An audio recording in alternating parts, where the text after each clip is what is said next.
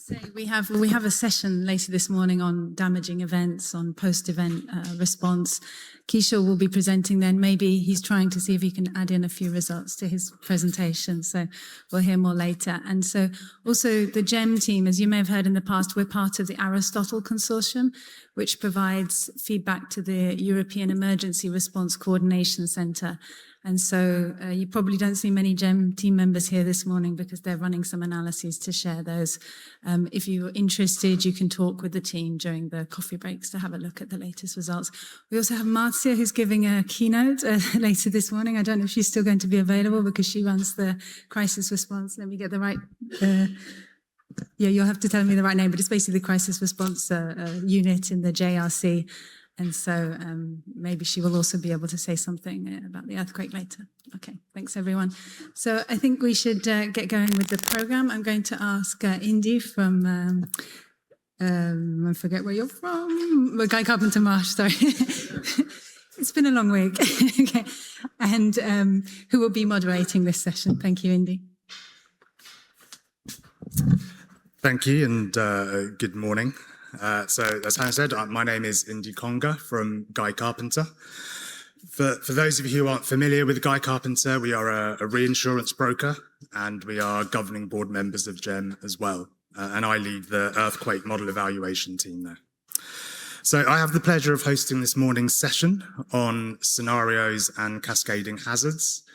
So this session looks beyond ground shaking and includes presentations on tsunami hazard and risk modeling, and delving deeper into scenario hazard and risk modeling, so allowing more thorough investigation of topics like physics-based ground motions and aftershock modeling as well.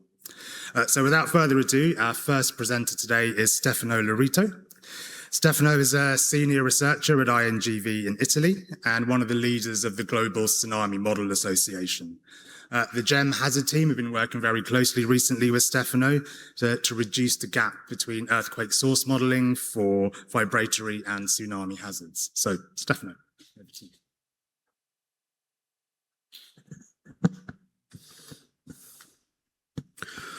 Thank you very much and good morning.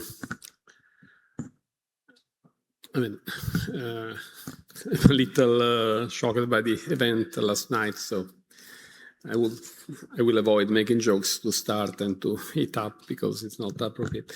So I will try to, in this very short time, 12 minutes, to report about our efforts to build a model, not the global tsunami model, which is an association, but the global tsunami hazard model, which is an update of previous probabilistic tsunami hazard models for earthquakes, but I will also give a little bit of background info first. So why we started almost 10 years ago to build this global tsunami model association. Very briefly and with images with relatively simple concepts. First of all, we need to deal in a rational way with rare events in the details of the magnitude frequency distributions, like some of relatively recent events were. Second, tsunami sources are complex. Earthquake tsunami sources are complex themselves. This complexity influences the tsunami impact. It's a first-order controlling factor for the tsunami impact. And for example, the tsunami earthquakes with slow and exceptional slip in the trenched zone. And then on the top of this, there are other type of sources which are even more complex. The scales, the spatial scales involved from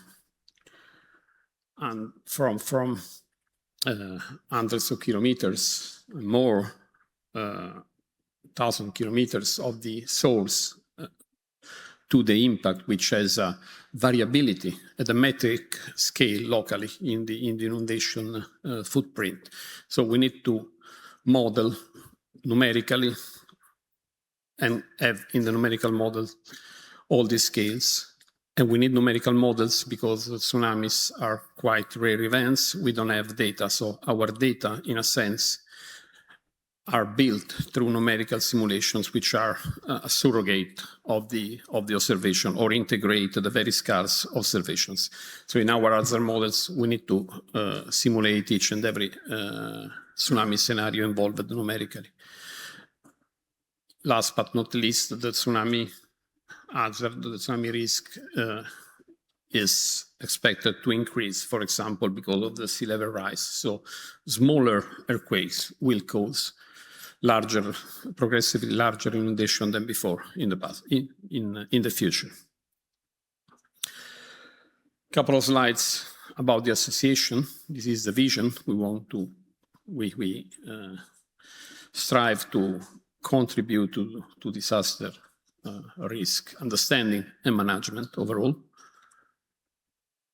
And this was, as I said in the beginning, a journey which lasted a little bit more than 10 years, starting with the first efforts contributing to the GAR, with an intense, strong activity, mostly in Europe, with many research projects funded by the EU, and culminated with the association, which was legally funded, that is now active and open to also new members.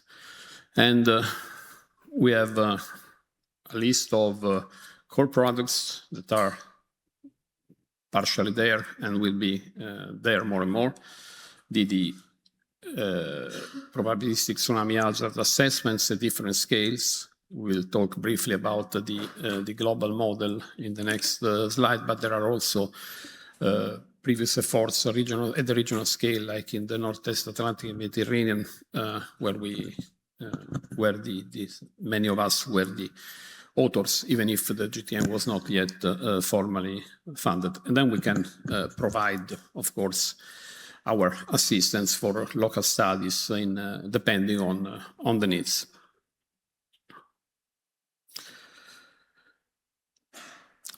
So the model now.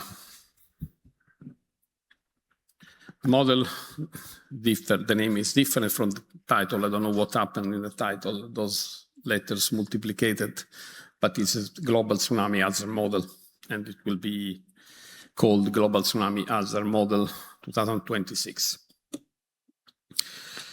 And the tsunami hazard works like this, similar to seismic hazard, starts from a source model with the uncertainty, but then each scenario from Monte Carlo catalog, for example, must be numerically simulated to assess the impact of each individual scenario involved in the source model. And as I said before, we start from the source because we cannot do the hazard starting from the tsunami observation directly. And then on the top of this, there is, we say, the multiplication of the models due to the treatment, accept this rough treatment and explanation of the epistemic uncertainty in various ways to end up with the usual hazard curves at each location with the epistemic uncertainty associated to it.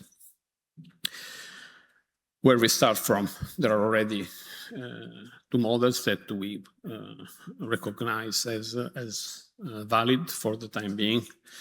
The one published by Gareth Davis and co-authors, some of us in 2018, and the risk model, which derives from an initial version of this model,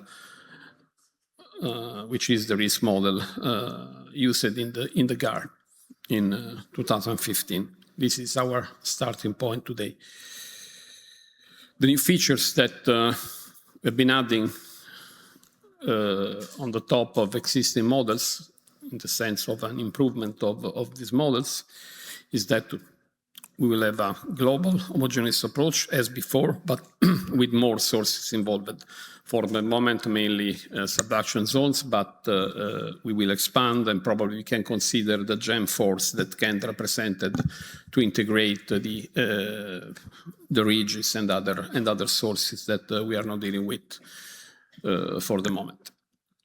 And the scenarios model to explore the uncertainty, to quantify the uncertainty are many more than before. We also are introducing a simplified treatment of the inundation, which Finn will be talking about later. It's in red because that part is in progress. We have now the simulations until a certain depth, and then the extrapolation with the amplification factors will be added on the top of it. And also, we will be working on the interaction with the tides and the projection with the the future sea level rise. We are including a more complex treatment of the source, heterogeneous slip for each individual member. We are now finalizing the variable fault area, which is very important. Both are very important. Otherwise, the tsunami hazard with using the average slip predicted by the scaling relations will be underestimated. So it's important to consider at least the variability of the area from an earthquake to the other, from Toku to Sumatra. They were of a similar magnitude, but very different in length, for example. And we are working on the inclusion of the dependent subduction zone properties. So we have included instead already the contribution to the initial coseismic displacement of the horizontal deformation. We have densified a lot the points of interest, we call them, where the hazard is calculated, including small islands and many places that were not included in the previous models. The fault zones presently included in the new global model you can see on the screen. We are working on a few that are remaining, particularly in the Mediterranean Sea, but where we already have, let's say, a finer scale regional model already. And I will show you some preliminary results very quickly to give you an idea. So I will be using only those points in this map in the Pacific Ocean, and the results are like this. Of course, you cannot see the details, but the presentation will be available, and of course, we are available to show the full breadth of the results. But in this slide in particular, you can appreciate the importance of using heterogeneous slip instead of uniform slip on the fault. Depending on the location, almost all locations, it has a major impact on the hazard curves. The blue ones, which are higher than the green ones. And the results can be also seen and provided in the form of hazard maps. In this case, we have heterogeneous, the model with heterogeneous slip, and you see the mean, the median, I think, and the percentiles for a return period of 500 years, and the same for 2,500 years, as an example. There is an engine behind we are building that is interoperable with OpenQuake. If I may, I will take 1 minute from the questions. And so we will be comparing and interchanging the input with the GEM model. This is a new important feature. And moreover, the sources can be deaggregated to do site-specific hazard assessment.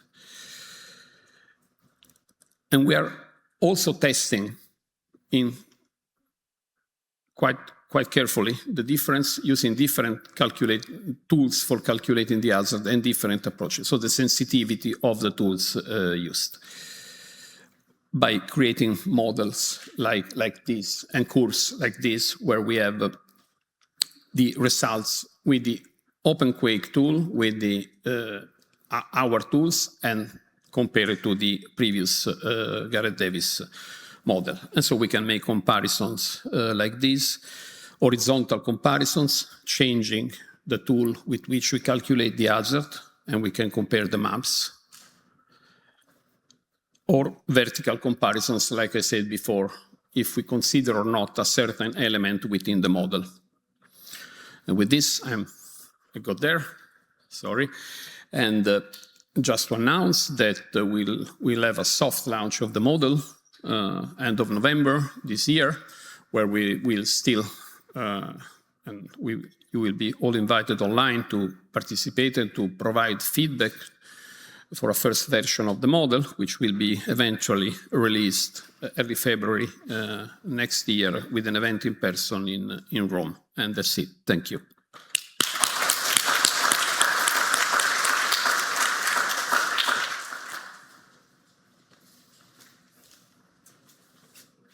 We have time for one question.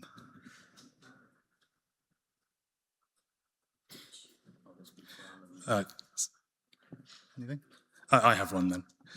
So part of the agenda is to try and bring the GEM source modeling closer to the global tsunami model. As part of this process, will you do some validation to check that the event set is consistent in time and space with the GEM set? What I probably not mentioned clearly because I was rushing a bit is that another experiment that we are doing, and we just started, okay, I don't find it, is to use the GEM stochastic set as an input and doing directly the simulations with the GEM stochastic set presented by Manuela 2 days ago. So that will be another way to compare the models, starting with the GEM input source model and calculating the tsunami hazard. Thank you, Stefano.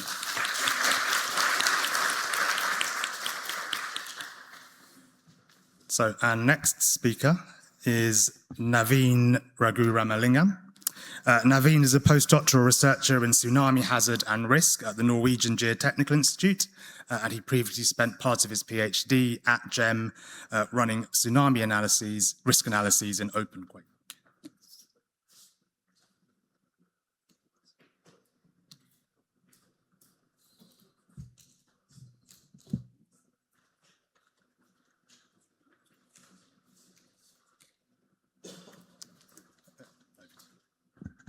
Thank you, Indy.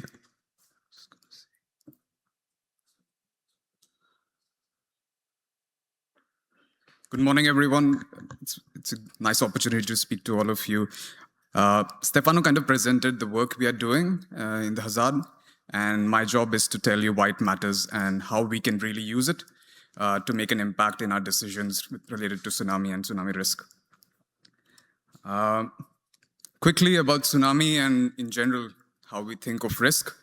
There is a bit of recency bias, like there are events and perils which are more frequent, which take up our time and our work, the things we have to deal with in every day. If you think about what we are dealing with, this was a GEM conference and we spoke a lot about heat waves. And what this makes or matters is like perils like tsunami, which are rare. They are, and the consequences you have to deal with ends up that they are underrepresented in our planning. They are rare, so they are difficult to model or price. But also they have this significant fiscal impacts that they might have that we are probably not prepared for.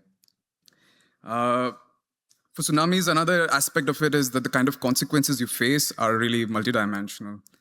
They can impact the people, they impact our built environment, they impact our economy. The kind of recovery effect you have to go through are much longer, and the kind of regional impact or scale you deal with are also incredibly complex. To go there, to go to risk, you really need this bridge to connect the effort we've been putting on the hazard side and to be able to go to risk and answer questions of like, where is that risk? Where are those concentrations? What kind of consequences are you looking at? Eventually to be able to answer, okay, what can we do about it? And to fill this gap, you really need more ingredients along with the hazard.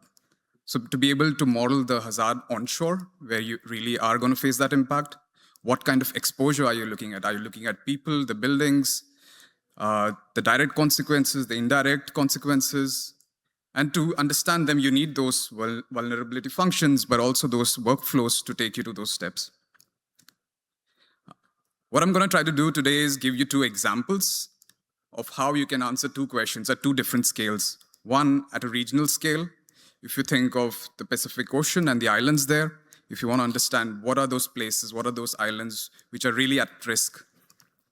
And there are other places like Japan. We know it's at risk, but you want to know how much. What can you do to prepare? And for that, you really need a big toolkit. And today I'm going to discuss all the things that we've done as a community and the science we've built, which lets you go to that place. On the first example of the regional screening, we have a lot of these examples, and Finn will talk about it in more detail in the afternoon session with his workflow on more operational aspect of it. On the right, I'm really going to take you into more detail of how we go from, let's say, offshore hazard that we have from GTM and really do local scale analysis for your risk. So time to open that toolbox, and I want to take you to Fiji. So this is the island of Viti Levu, and a beautiful place if you look at the satellite imagery there. About 10,000 square kilometers. If you think of it, it has about 200,000 buildings there. This is a data set from the Open Building Map, pretty similar to the Overture map that was mentioned many times. So it's in a compilation of different sources, OpenStreetMap, Google Maps, and the Microsoft Building Footprint all put together. And then you have population, basically world pop. That's kind of the best estimate we have in the gridded data set right now. About 80% of the Fiji population lives on this island. And you really want to know like what part of this exposure is at risk from tsunami. To connect with it, we have the hazard coming from the GTM side. So Stefano showed these points, about 22,000 points across the whole globe, where we evaluate the tsunami hazard at different thresholds based on all those scenarios we generate from Monte Carlo methods. So here, basically, you can pick those threshold values offshore and connect them with an onshore approximation. For this, you really need to account for the nonlinear effects you have near the shore where the waves amplify, but also the kind of inundation you might have. This is done in a very simple way, but Finn will talk about it in more detail in the afternoon. So basically, you can really go through different thresholds of written period, and the values obviously increase at different exceedance limits, and you can connect them on the inundation extent. And it's very fast and easy to apply, which means you can really scale this and apply at a regional scale. So here I give you an analysis of multiple islands. So you have these buildings, you put the inundation extent on it, you overlay, you have a very easy first order estimate of what's happening. So what can you do with this kind of results? Here's an analysis of the population exposed to tsunami at different thresholds. And you can clearly see some patterns emerging out of it. There are these islands, the really small ones, where the population is probably concentrated on a very limited stretch. At the beginning, at the smaller thresholds, they probably seem like they're not at risk at all. But at some limit, the topographic effect and the offshore characteristics are so extreme that maybe half your population is at risk. On the other side, there are bigger regions and mainland areas which are less exposed. If you think of the absolute values, obviously Japan pops up. And you can see the exposed population and the buildings are really high in tens of thousands. You compare with the islands, they're really small. But if you really account for the GDP impact they might have as a shock, some of these values range about 25% for this island. That's an economic impact which really an island cannot deal with themselves and really would need international intervention to help them with. And this really highlights the economic impact and the fiscal impact that tsunami can have on these economies. But this is still very much a regional approach, and this is really not enough. We really don't have detail of the inundation that you will experience on land. It's obvious the hazard is not really realistic, but there are also other features of the local interventions you might apply. In Japan, you have seawalls at tens of meters of height, which are not accounted for in these approaches. We have no vulnerability accounted for here. Also, the way we do analysis here is a very proxy-based approach, which maybe cannot be used for really quantifiable decision-making. For this, you really need to be able to go back to that detail that Savan was mentioning, the meter scale resolution of hazard, which really is needed for those things. And we have those kind of workflows where you really numerically can zoom in from your ocean scale modeling to really meter scale resolution locally. So Japan has some really good elevation data at about maybe even 1 meter, and you can really see the detail of the defenses, the canals, and this is really what you need to model the inundation at high resolution. We also have some incredible workflows that we've developed, which really lets you take all that information and be able to computationally model thousands of events together.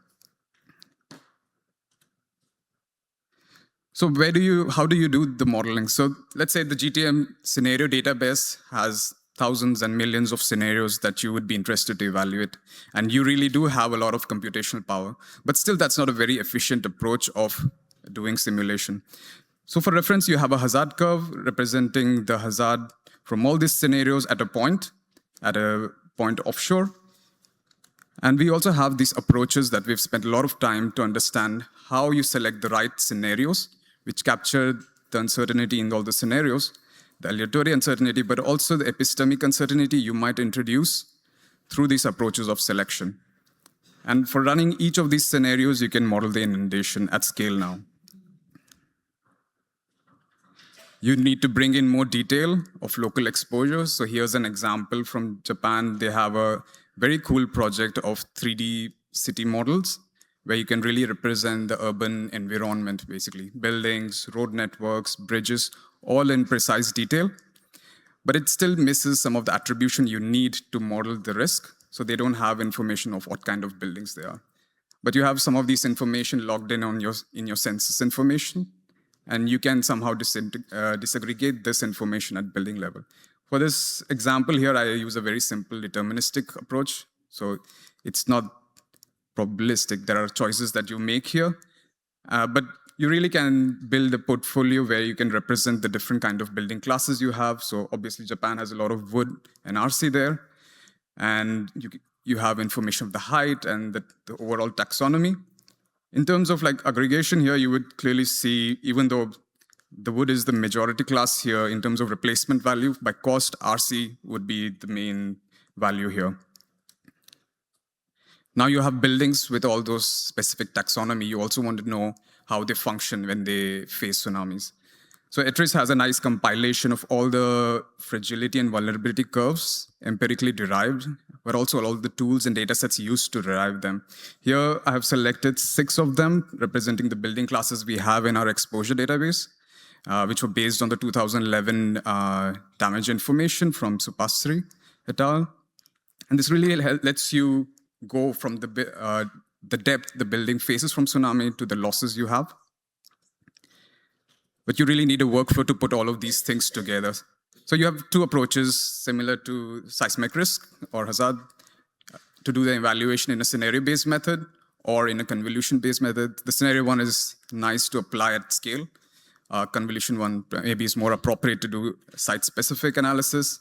But really, like in a tool like OpenQuake, which I've been using since my PhD, allows you to put these things together. It needs some adaptation, obviously, because the hazard is coming from outside. You need to import the inundation field, but also the rate information.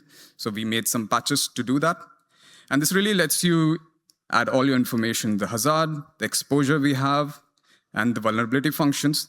But also it gives you possibility to do the analysis of the shake and tsunami together. So if you had the ground motion field also coming from the same events, which is what we want in the end, the same event set, the same shake, but also the risk going together, you probably can integrate it together in this workflow. Last, just quickly to give a snapshot of the kind of details you can get out of it. Especially if you have a map like this for a given return period, you can really see the depth of the inundation, much higher near the coast, then protected from the seawalls, getting lower. But you can see the spread of the buildings also, the ones that are getting damaged, much closer to the shore, along the harbor and along the canals where you see more damaged buildings. And on a more aggregate level, at a portfolio level, you can make decisions on the AL and the number of buildings affected. You can also look at some more decision-relevant metrics of how the performance of the building stock is, depending on the taxonomy or the type of construction. So you might think steel is very good in performing, but because they are situated near the coast, on the harbor, they are those warehouses, they are the ones that are most vulnerable. Lastly, I just want to summarize where we are and what we have and where we want to go. So from GTM, you have a consistent global framework of being able to model the hazard. You have these workflows that can help you do rapid identification of your exposure and risk. And then you have these detailed approaches which let you do scenario-based risk analysis as well. And hopefully this lets us go take those actions in the field. Thank you.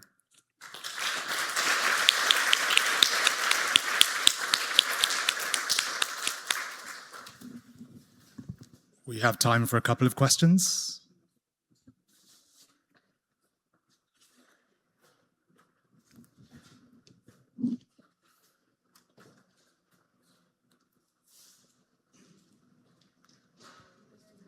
Hello, very interesting work. So my question is, I'm not sure if you have shared this already, but I'm just curious about, is it possible to disentangle the effects of one tsunami, one earthquake? And so, because decisions may vary for that. And so I'm just curious about how, if it's possible to disentangle those two things and visualize the individual contribution.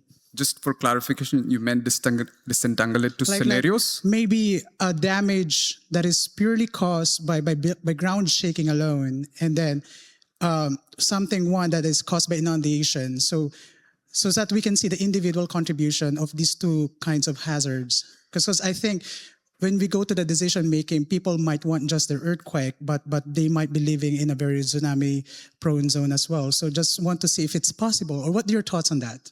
Yeah, no, that's exactly the thing we aim to get there one day, in a way. And this integration of how OpenQuake working it really gives you that opportunity. Today, we are thinking of it more at individual perils. Like this example that I run was purely for tsunami. But if you have this hazard coming from two different mechanisms, and you have those vulnerability functions, which we know, like they've been talking about state dependent, that you take damage accumulation. If we prepare those things together, and if you run them, then you can separate these values and understand a bit more in detail what's really happening at really granular level, at like scenario level also, or in a more compound way as well.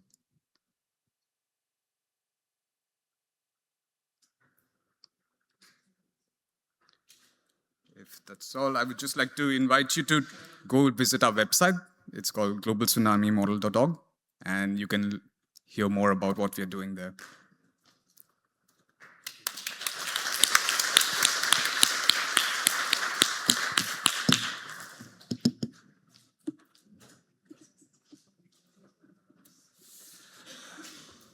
So our next speaker is Preetish Kakoti.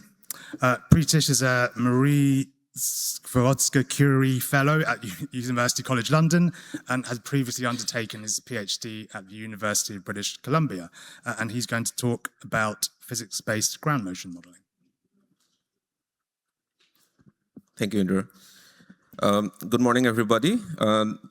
Today, I'm going to present a bit of extension of what I did for my PhD in Vancouver, which is exposed to very different kinds of earthquake sources, and we'll get to one particular scenario which we wanted to look at. And in this presentation particularly, what we are trying to do is to assess seismic risk based on physics-based simulations, but versus what typically is done in the National Seismic Hazard Model using empirical ground motion model. So with that, I wanted to start with a little bit of a geographic background. This is a satellite imagery of the southwestern British Columbia, a beautiful place, as you can imagine. And this is where the Metro Vancouver region is. This is one of the, I think this is the second most densely populated sort of metropolitan area in Canada. And this region is exposed to a subduction zone, Cascadia subduction zone, which you also saw in Stefano's presentation. This particular earthquake source is interesting in very many ways. One of which is that it was only discovered in sort of quote unquote discovered in 1985 and only got into the seismic hazard model in 2005. So the understanding of how this particular earthquake source can impact this region and the entire Pacific Northwest, including the state of Washington and Oregon in the US, is it's not understood very well. So and because the last time this particular source actually ruptured was 1700, so that's long ago, much farther ago when seismic recordings were and any of the work that we do today existed. So there is a scarcity of empirical earthquake recording for this particular earthquake source, and therefore which translates into a lack of understanding of seismic hazard and therefore lack of understanding in seismic risk in the region. There is another sort of compounding problem with this region is that it sits on top of a sedimentary basin, which is known to amplify ground motion shaking. But the current ground motion models that are part of the National Seismic Hazard Model does not explicitly account for basin amplification, which in the recent years there has been efforts to come up with ground motion models that account for basin amplification because that can really influence a seismic risk in especially in certain cohorts of buildings, and we'll get to some of that in the due course. So I just wanted to highlight the two ways of doing seismic hazard assessment, and then we will diverge from there and then see what that means for seismic risk in the region. So traditionally, we use empirical ground motion models that are based on earthquake recordings from around the globe, and then there are a long list of catalog of those ground motion models available in OpenQuake and elsewhere, which people can use to estimate ground shaking in different regions. But these ground motion models have certain limitations. First, a few of them I have listed here. There are a few more. One is that the earthquake records are unevenly distributed geographically, which makes it difficult for certain regions and certain earthquake sources to be represented in these predictions from the ground motion models. There is a lack of near fault large magnitude earthquakes, which the Cascadia subduction zone can generate. So therefore, there is using the ground motion models, there is a bias of not accounting for such events within the data set that those models are based on. And a unique sort of effect that could happen in Metro Vancouver and then other regions where sedimentary basins are present is that most ground motion models cannot explicitly account for sedimentary basin effects, which is now known to amplify ground shaking, as I mentioned earlier. In the recent years, there has been work in an alternate way of doing seismic hazard assessment using physics-based simulations. These are very robust methods of assessing seismic hazard assessment and actually can augment our understanding about seismic hazard on top of what we already do using empirical ground motion models. And I think the broader consensus at this moment is that the physics-based simulations are not here to replace the empirical ground motion models, but these are physics-based simulations can inform certain certain areas of seismic hazard assessment that ground motion models are unable to capture. So there are a few of the salient features or useful features of physics-based simulations that actually can inform our understanding of seismic hazard in certain regions, and in this case, particularly for Metro Vancouver in Canada, is that it can simulate the physical process of ruptures, heterogeneous ruptures, and also account for variations in various rupture parameters.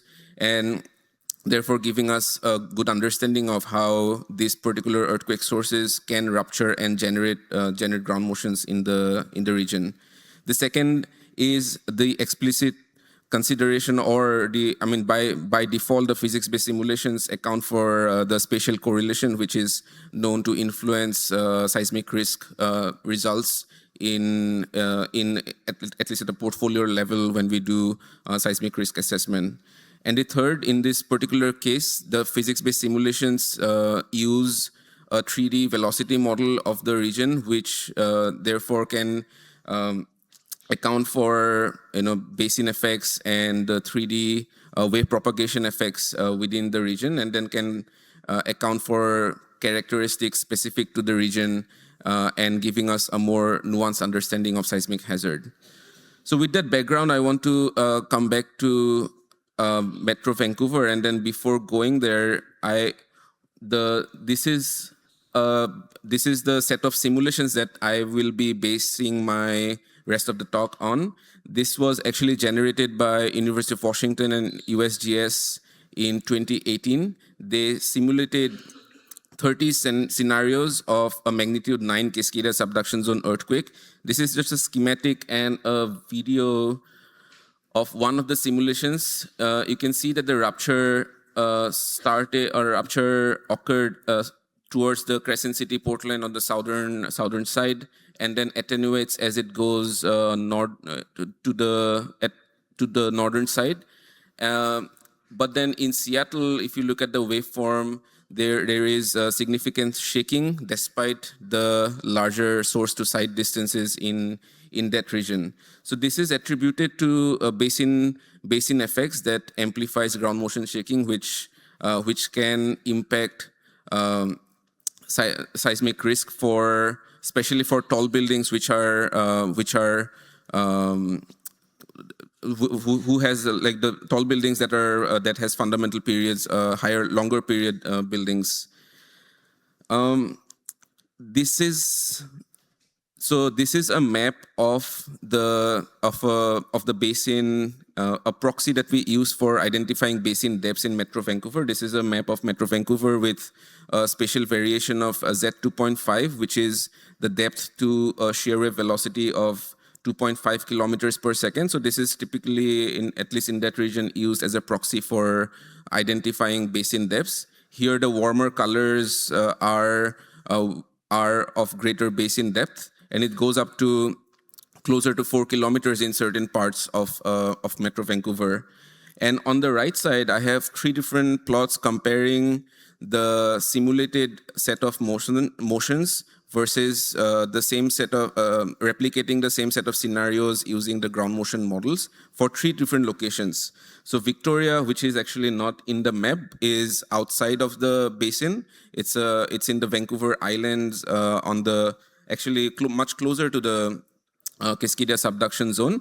But as you can see, the median predictions from the ground motion models align well with what the physics-based simulations are providing.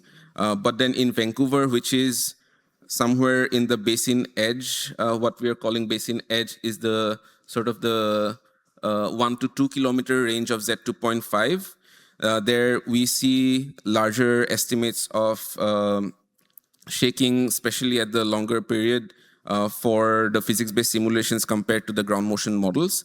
And that amplification or that discrepancy between the ground motion model and the physics-based simulation grows as we go towards a deeper basin sites, which is the Delta region, which is actually, oops, okay. Oh, sorry, I think I messed up something. Sorry. Oops, okay. So anyway, so Delta is somewhere in the deeper part of the basin within that 3 to 4 kilometer basin depth. So with that, so we use these simulations, and then we explore what methodologies do we have to integrate the physics-based simulations within a regional seismic risk assessment. So here's a brief overview of the choices, the methodological choices that we have identified, and so we have it's a scenario-based rupture. So we have we have the physics-based simulations coming from the USGS team, and we replicate the same scenarios using the ground motion models that are part of the National Seismic Hazard Model. Then the way that we typically do this is to develop the seismic hazard map based on the ground motion model, and then use the vulnerability fragility functions to do the damage assessment, consequence functions to identify estimate risk metrics. So that is one way of doing it.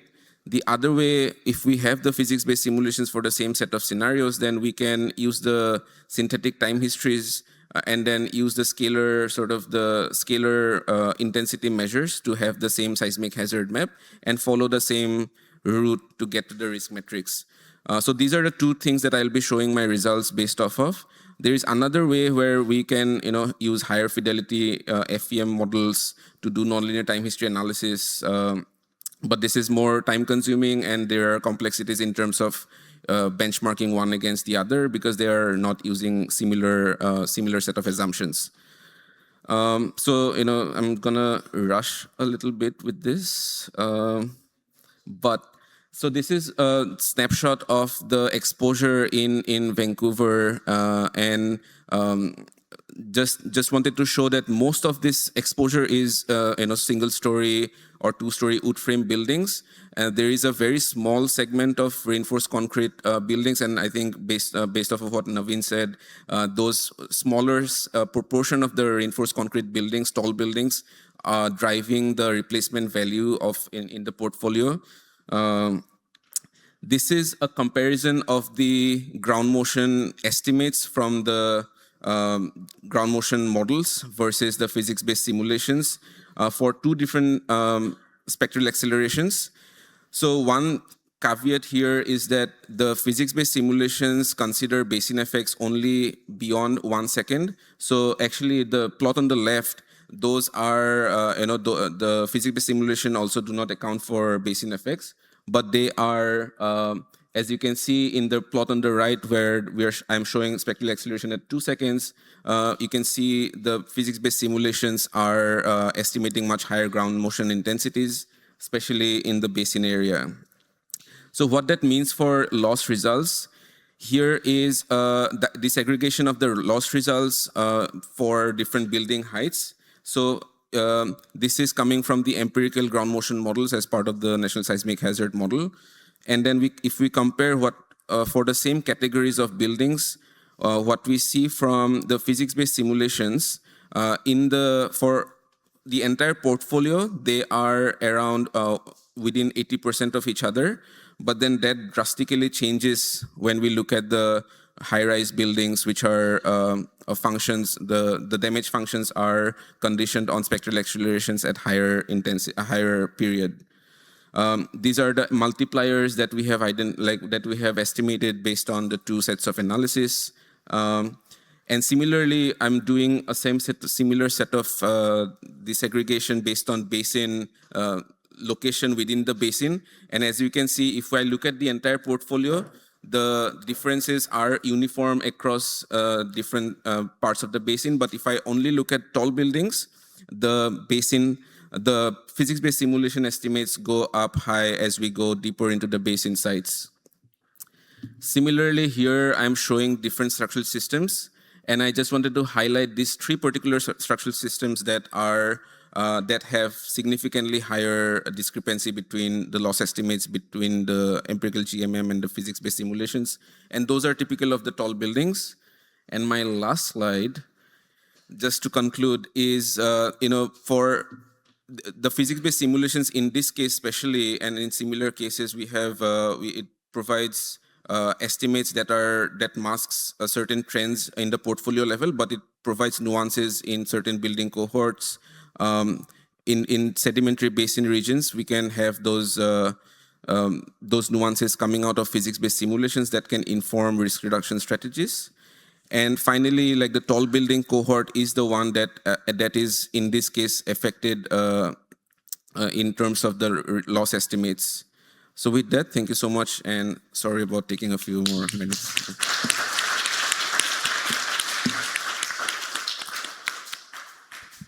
We can take one very short question.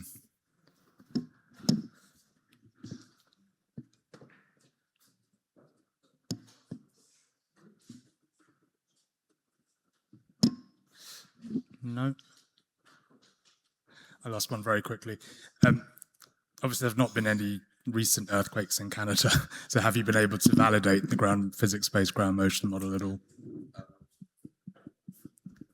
No, but the simulations were based on, so the methods in the I mean, I am the end user of the simulation, so that is not what I could answer authoritatively, but the way that the simulations were done is based on validated methods that replicated certain other earthquakes in other parts of the world in subduction zones. They have validated one in Chile and another, I think, in Japan. So the methods were validated, the numbers not really. But right now, actually, the team at USGS are also doing another set of simulations of different magnitudes to look at the variations and quantify uncertainty that way.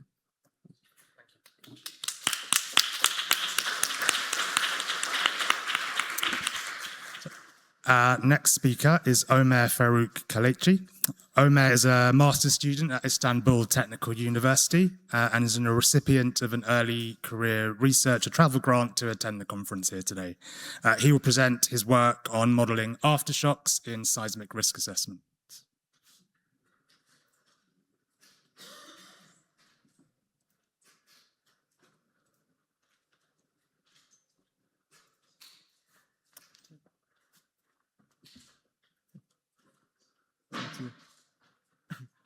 Hi everyone, thank you for your being here.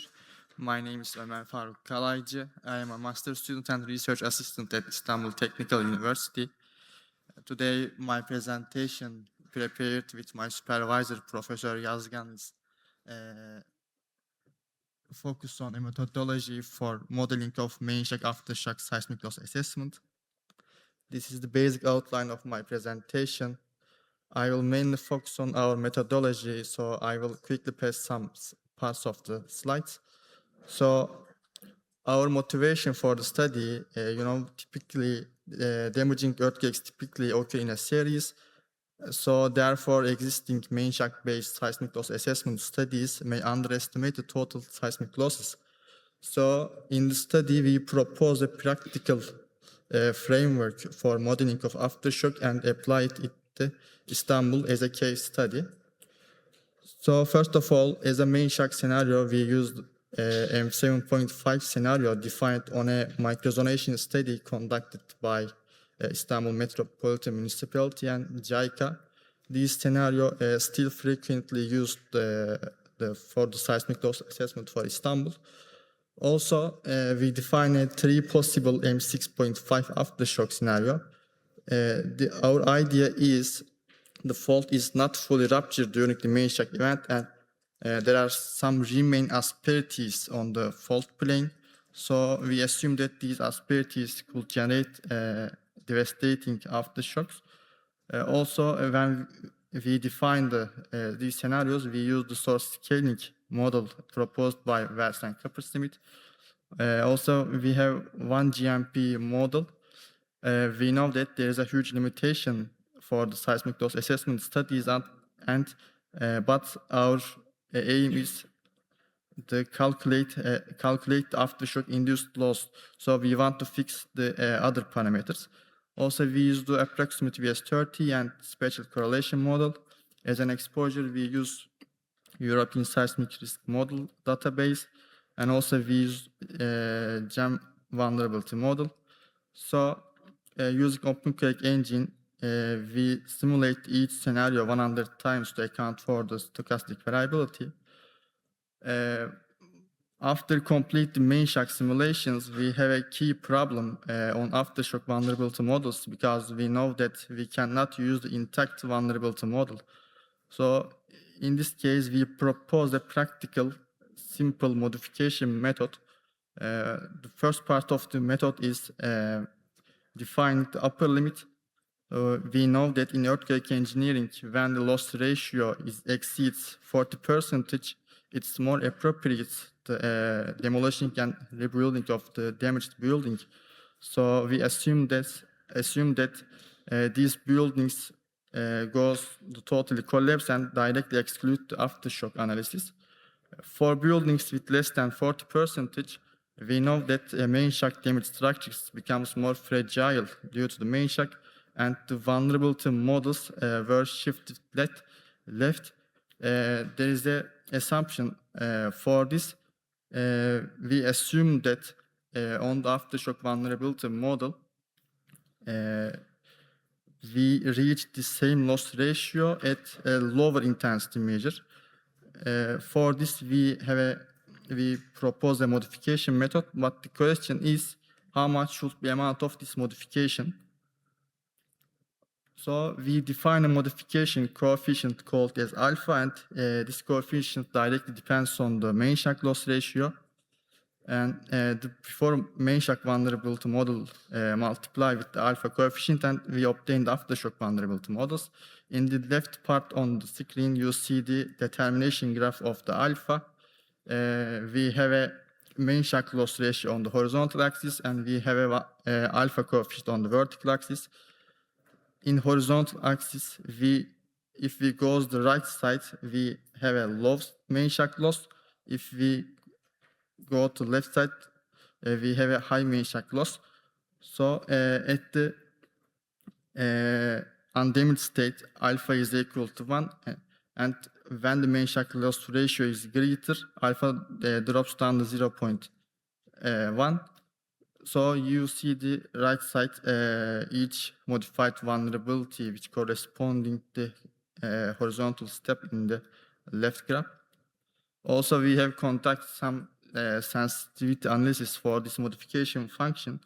So we have total of 5 modification function: the 0.1 extreme linear model, 0.2 extreme linear model, and we have no damage accumulation model in order to capture the most optimistic scenario. And we have alternative linear function for damage accumulation, which represents the decaying rate of the vulnerability model as a rapidly decaying and gradual decaying. So the calculation of total seismic loss, at starting we got a full exposure, and we can take some loss due to main shock. And actually these remain blue part is the input for the aftershock analysis. So also we can take some loss due to the aftershock, and we can calculate the total loss of earthquake sequence. So the study aims is actually calculated these green box, and after that we can easily calculate the loss increase rates. This is the representative results. I will quickly pass this slide. The most worst scenario is the case mid scenario, where the main shock and aftershock epicenter are closed. So the losses vary 3.5% and nearly 90%. And also we emphasize the tail values are critical. So another results for us, the loss results spread around the median. So we shouldn't just rely on the median estimates when preparing disaster plans. Also, I want to explain another part. Estimating ground motion is important for the seismic loss assessment studies. In this case, we know that main shock and aftershock events are spatially proximate events. So this spatial proximity of events can lead to some correlation of ground motion intensities because they have a common path. So it's a useful way this common path effect is represented through epsilon term because it represents the variability. Maybe these slides make me clear what I am told about. We have two types of epsilon. One of them main shock epsilon, another them is aftershock epsilons.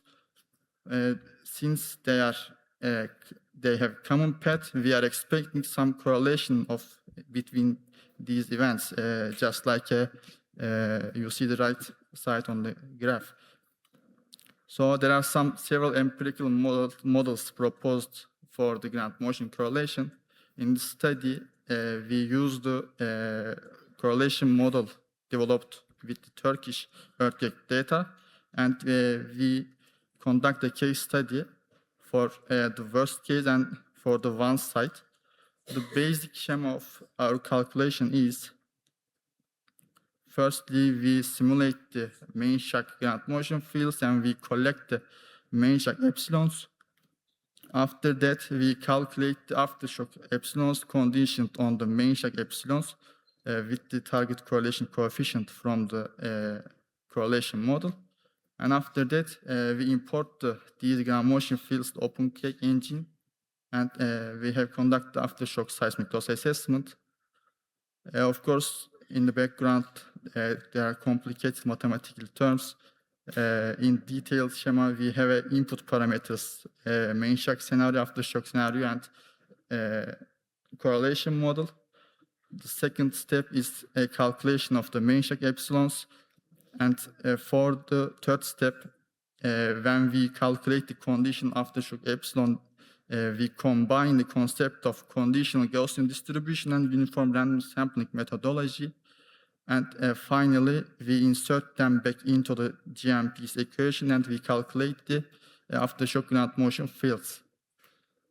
So in the left part, you see the two cases. The first one is independently generated aftershock and main shock events, and the second one is correlated case.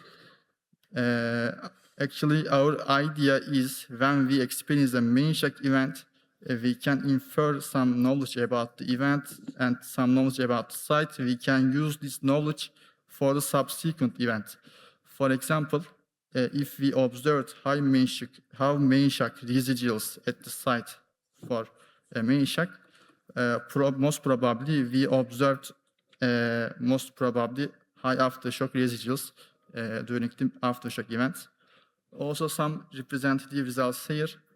There is a special consideration about aftershock loss assessment. In some realization of main shock simulations, the buildings goes directly total collapse and there is no remaining exposure for the aftershock damage and aftershock loss directly equal to zero. And we don't want to extract from these facts because actually this is the nature of the aftershock loss assessment.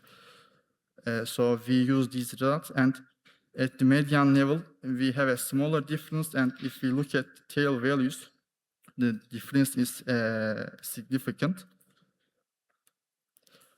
These are our key findings, especially the location of aftershock important when main shock and aftershock event location proximity and their proximity of exposure important parameter. The potential outcomes of studies scattering around the median.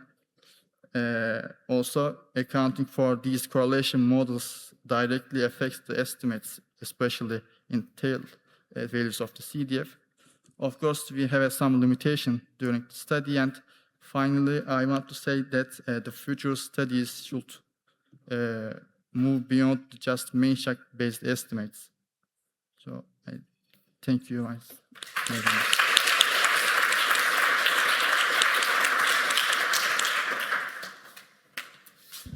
We have time for questions.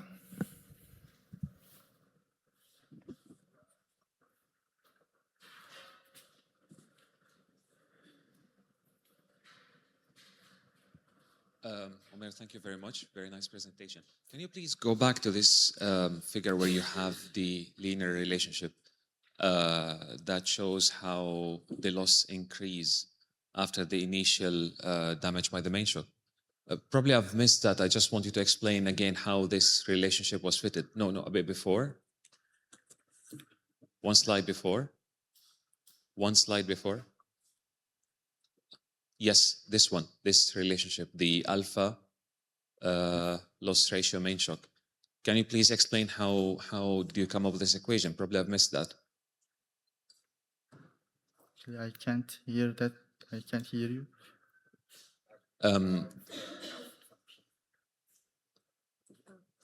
It's totally up to us. It's just an assumption. This is not a rely on experimental data. It's assumption for the study. Yeah, so the way it works is that if the loss ratio of the main shock is less than 40%, then you increase it based on this equation. You're asking the 40% assumption, right? If the loss of the main shock is less than 40%, then in this equation you increase it so that you account for the aftershock. Yes, this increases aftershock vulnerability. Yeah, okay. Thank you.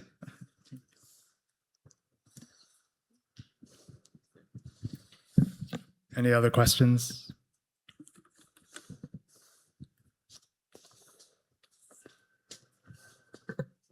I'll ask one short question. With the risks that have less than 40% damage, so let's say you have 20% damage, when you then model the aftershock scenario, do you effectively remove that 20% of exposure from your exposure model, essentially?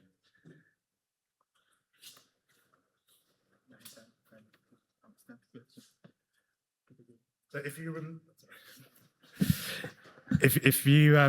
in the main shock, if you assume a building has 20% of damage, do you then remove that 20% of exposed value from the aftershock? We extract this the 20% loss and calculate this the remaining part for the aftershock. Thank you very much, Emma.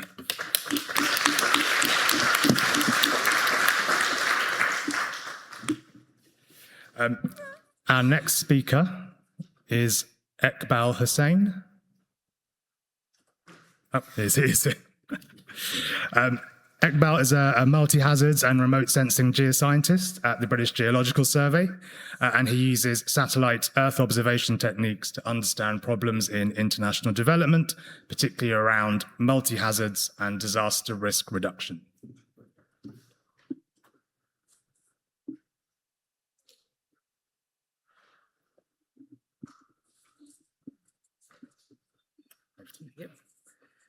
Hello, everyone. It's good to see you all. And so, I think we're cutting short on time. So my talk is going to be quick and short because there's only one simple message, and it's about how we understand uncertainties, particularly when we do seismic hazard scenarios. And I'll explain why this isn't normally a problem when we do probabilistic hazards, but for scenarios, they're quite important. I mean, probabilistic hazards, as you all know very well, are very useful for understanding the long-term hazards and setting standards for engineering communities and those who build infrastructure.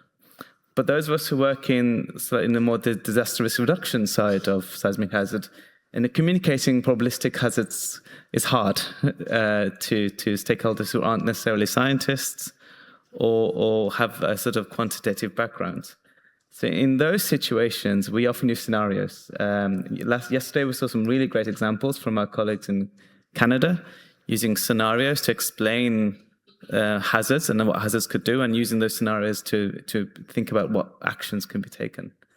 And so we're doing the same across, everywhere we work, but particularly where I work in Southeast Asia, in Indonesia, to try and understand first how damaging certain faults can be, how damaging they've been in the past, and asking the question to our decision makers, what if that event happened now? What would the consequences be, and how do we think about mitigating those consequences? And that's an easier story to take a decision maker through than trying to explain return periods and annual average losses.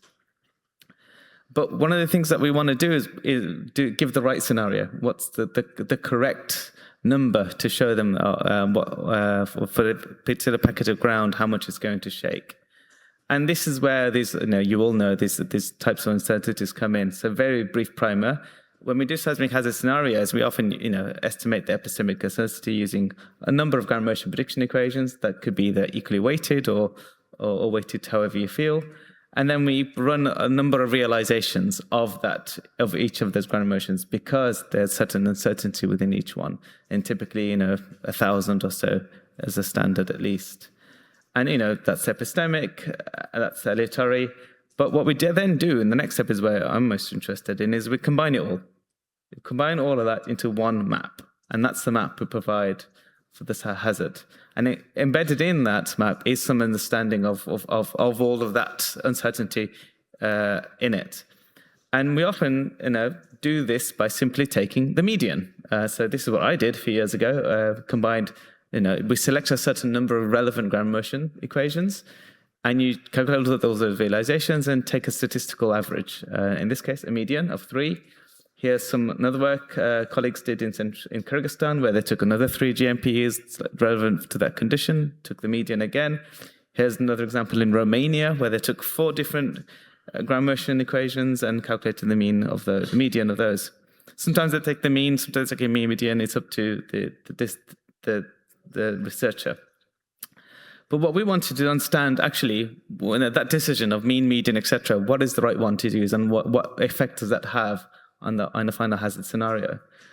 And we want to advocate for a slightly different approach. Instead of taking either of those, we want to use the kernel density, a maximum of the kernel density. I'll explain what that is in a minute. And we want to test this in West Java, Indonesia, where some of these big faults I've been working on over the years, particularly this in blue, this Lembang fault, which is just to the north of Bandung city, which is around 8 million people in that city. And that fault runs to the northern portion of it. And what we want to do is test all these ground motions equations that exist in slightly older version of the OpenCake. My OpenCake GM colleagues will probably have a heart attack. Now I'm using a slightly older version. But these are all the ones that we found that were relevant to active shallow crustal environments in this area. And that had all these intensity, distance, and site parameter measures that we could compare and contrast each one against. So we're trying to do apples and apples and not apples and oranges as best as we can. And of the 66 or so we found, 26 were the ones we could really think about comparing. And so we did the usual OpenCake gem magic, run a simulation of magnitude 7 on this Lembang fault, and all those 1,000 realizations for each of those ground motion equations are shown on the right here, and you can see this histogram. And this is the most important point. These histograms are not Gaussian, and we all know that they follow this log normal distribution. So if you take a mean of a log normal distribution, it's slightly weighted to the red line here, slightly weighted to the right, or the median is slightly less because we have a non-Gaussian distribution. So taking a mean and median, you miss the peak. The peak is what we want to get at. What I'm advocating we get at, not miss that peak. And so if you take all those, so in the red here on the top are the means, and the straight line is just the average of all those means. Blue is the median, and the green is the kernel density maximum, i.e. the peak. And so if in those previous studies I mentioned, we took 3, some takes 4, but if I pick those 3, just by random pick those 3 and took the average of those 3, you'll see the numbers lower. If I took the average of those 3 in the circle, the average of it will be lower than the average of all 26. So in this case, you underestimate the hazard. But in some cases, you might overestimate the hazard, depending on the choice of your ground motion equation. So actually, that really matters to get the right number. So what we want to do is say, okay, instead of picking an arbitrary number of ground motion equations, why not take them all? Take them all, run this calculation, and GEM now is quite fast. You can run this before the limitation was speed. Now we can run them all in a really nice big logic tree. And then you can rank all the histograms and bin them. Bin all 26 histograms into one giant histogram. And this is it. This is the density of all those 66. And you can see now the real difference, that mean, median, and the maximum of the kernel density effect it has. The mean in red is quite far over predicts what I would call the mode. It's not really a mode, because mode, for those who care, it depends on the bin size. So what we do is just calculate that kernel, which is the blue curve, and try to find the peak of that curve. And that tends to be more stable than doing just the mode of a histogram. And you can see that, we're looking at quite large amounts of overprediction of the hazard, depending on the mean. Mean always overpredicts, median overpredicts by a little bit more, and the KDE get the peak. And so it's systematically overpredicting the hazard. That's the message, basically, I wanted to get at. And what's quite interesting is now you have all these histograms, you can actually test the impact of any one. So we can do some bootstrapping and say, if I take n number of these histograms out, these ground motion predictions out, and say, how stable is that kernel maximum? It turns out to be it's really quite stable. To moving or changing any one out of this distribution. What we haven't tested is how many do you need to get to that peak well enough. So we haven't asked that opposite question yet, which we need to do. So instead of running all 26, if we just ran 10, we'd get to 90% of as close. So that question we're still working on. And we wanted to test this with some of my own work and how I got it wrong in 2023. So I'm a geodesist by background. I use satellites to understand how earthquakes, faults collect energy and how much all that energy, if it were to be released, how big the earthquake could be. And this is what we did. We calculated that this fault in Bandung could generate a magnitude 7, maximum magnitude 7, based on if we released all that strain. And in 2023, I did this. Took 3 GMPs and calculated the median and estimated, quite simply, 2.7 million people would be within that high shaking zone, greater than 0.3 G. If I repeat this analysis now, I get probably a 25% reduction. So the city authority, who I'm working with, that matters to them. If they suddenly don't need to worry too much about a million people almost, and they can start focusing on where that exposure concentration is highest. And you can see just in the figure here, the shaking map. The mean is obviously very high, median, and on the same scale, the dramatic reduction in the scenario-based shaking hazard. It's equivalent to, I think, it's more like 1 million, not 700,000. But because we have the full distribution, we can do more. We instead of just showing them the maximum or the peak, we can show the ranges and say, give a more visual representation of that uncertainty. We can say, okay, what could be sort of a best case scenario, the 5% range? Say, okay, these scales are different by the blues, so please try not to compare them. But if I just took the 5% line and said, okay, this is probably the best case scenario if the earthquake happened, and all our ground motion predictions are probably overestimating by a significant factor. Or we could say the 90%, this is the real worst case scenario. And in this case, your shaking goes over 1 G, so that's really, really bad. But those are the n-member likely, probably very unlikely scenarios. But we can show that visually. We can also show the differences by saying, okay, 1 minus the other, and show actually what that choice gives us. But this is only relevant for seismic hazard scenarios, I should say, again. But because when we do probabilistic hazards, we sample the entire log normal distribution. And so this is not really a problem for your normal PSHA folks. For those of us to do scenarios and using scenarios to communicate, this is where I think we need to be a little bit more cautious of which statistic we use. And if I may, slightly quick diversion on another topic of interest to me, of how when we link two faults together, particularly in context of this morning where 2 big events have happened very close to each other, probably on the same fault or triggered one after another.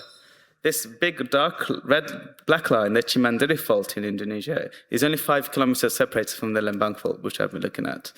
And we need to understand the potential scenario of where the whole thing goes in one big rupture. And this is what we try to simulate. Again, we know less about the strain rates on that dark fault, so we have to use lots of these sort of scaling relationships to estimate the magnitude of the potential earthquake on that. But the big problem is that the easternmost portion of that fault, we think will probably rupture in a strike slip fault rupture, and the western portion is more a dip slip type rupture. And current methods, we can't figure out how to merge the two together into one big rupture. So if you just sum them, that's more of an n-member scenario. I think that's wrong. But how do we account for variable rake in a seismic hazard scenario is a question I'm really trying to ask, and I don't know if we're quite there yet. And also the seismological properties of earthquakes, where earthquakes, particularly big, long earthquakes, don't rupture in one big go. They don't go strike slip first, but don't do that in one go. They propagate. And that propagation part of the rupture scenario is also we need to think a little bit more about, particularly in the context of Myanmar earlier last year, where we know the central portion went super shear, so much, much faster than what we'd normally expect an earthquake to do. So these are little talking points that I'd like to think about, and I'll go to my summary. So, combining all these ground motion prediction equations is a great way to calculate the epistemic incentives and all the sort of realizations of them. But really, I want to say we have to be cautious of the statistic we use. Mean you always overpredicts the peak. Median also overpredicts the peak by less than amount. But could we think about like slightly more realistic ways of capturing that peak? That's it. Thank you.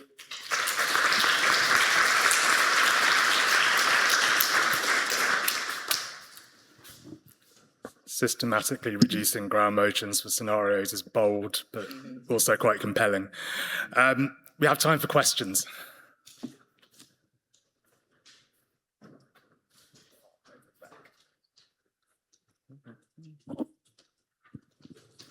So this is not related to the earthquake hazard intensity, but I'm more curious about the choice of the mode, the kernel density max.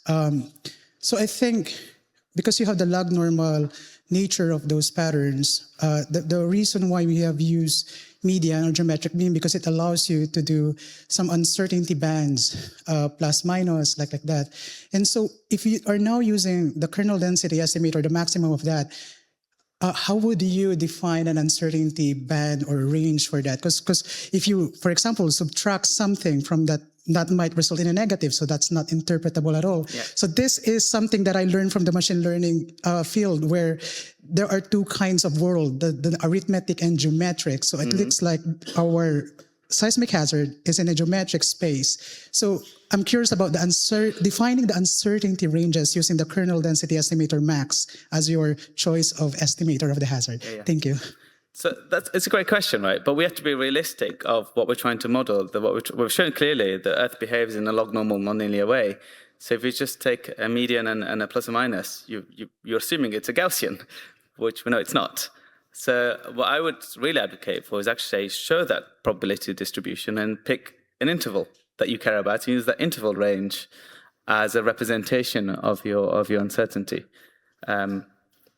Or you could just take the log of it, but it's realizing that the reality of it is not a symmetrical distribution.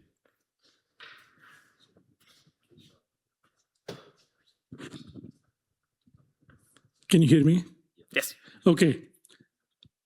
A great presentation. I think this probably would require longer conversation, but I'm just curious, like, how do you come up with a conclusion in a scenario world that this particular way of doing it is a better estimator of hazard?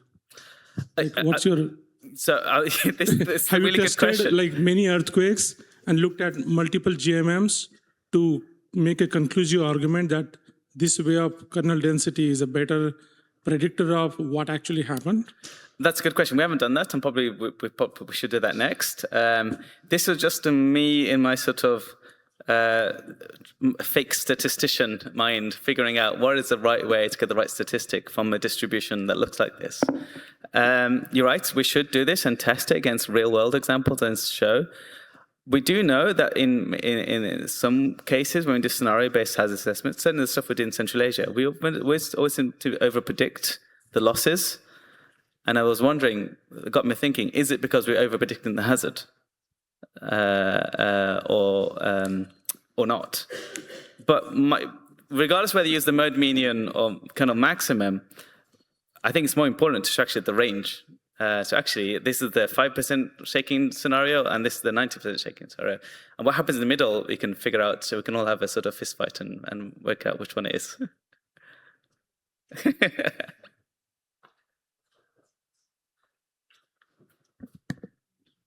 others?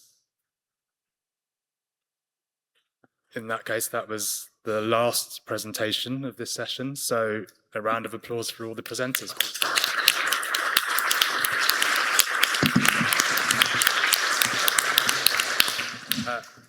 So we now have a coffee break, and we are back here at about 11:30.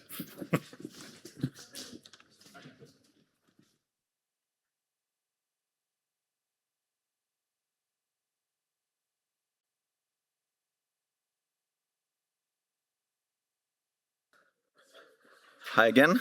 My name is Alex Țiganescu.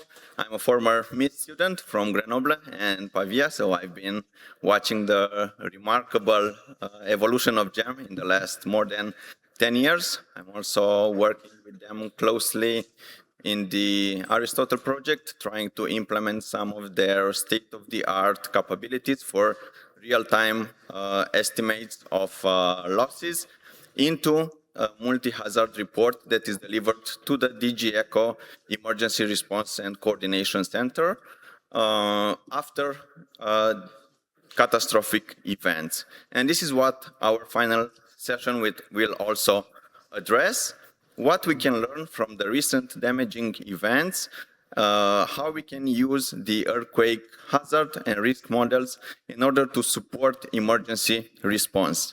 So going from research more towards the operational part. Our first speaker, unfortunately, she couldn't attend in person, even though she has been awarded an early career travel grant from GEM as Dine Kai Yuslan, and she will present it remotely. So I give her the mic. To able to share this work with you virtually. So I hope you can all see the presentation clearly, and is my audio coming through well on your side? It's all good. You can proceed. It's all good. We can see you and we can hear you. Okay, thank you, sir.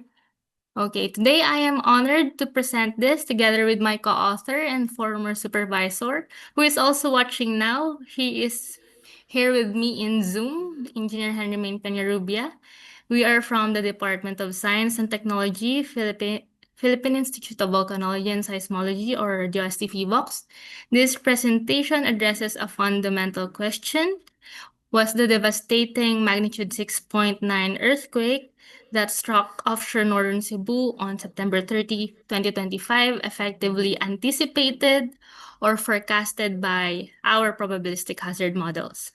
So specifically, we will be looking at how EBPSRA and the resulting stochastic event sets using GEM's OpenQuake engine stand up against the reality of this physical disaster.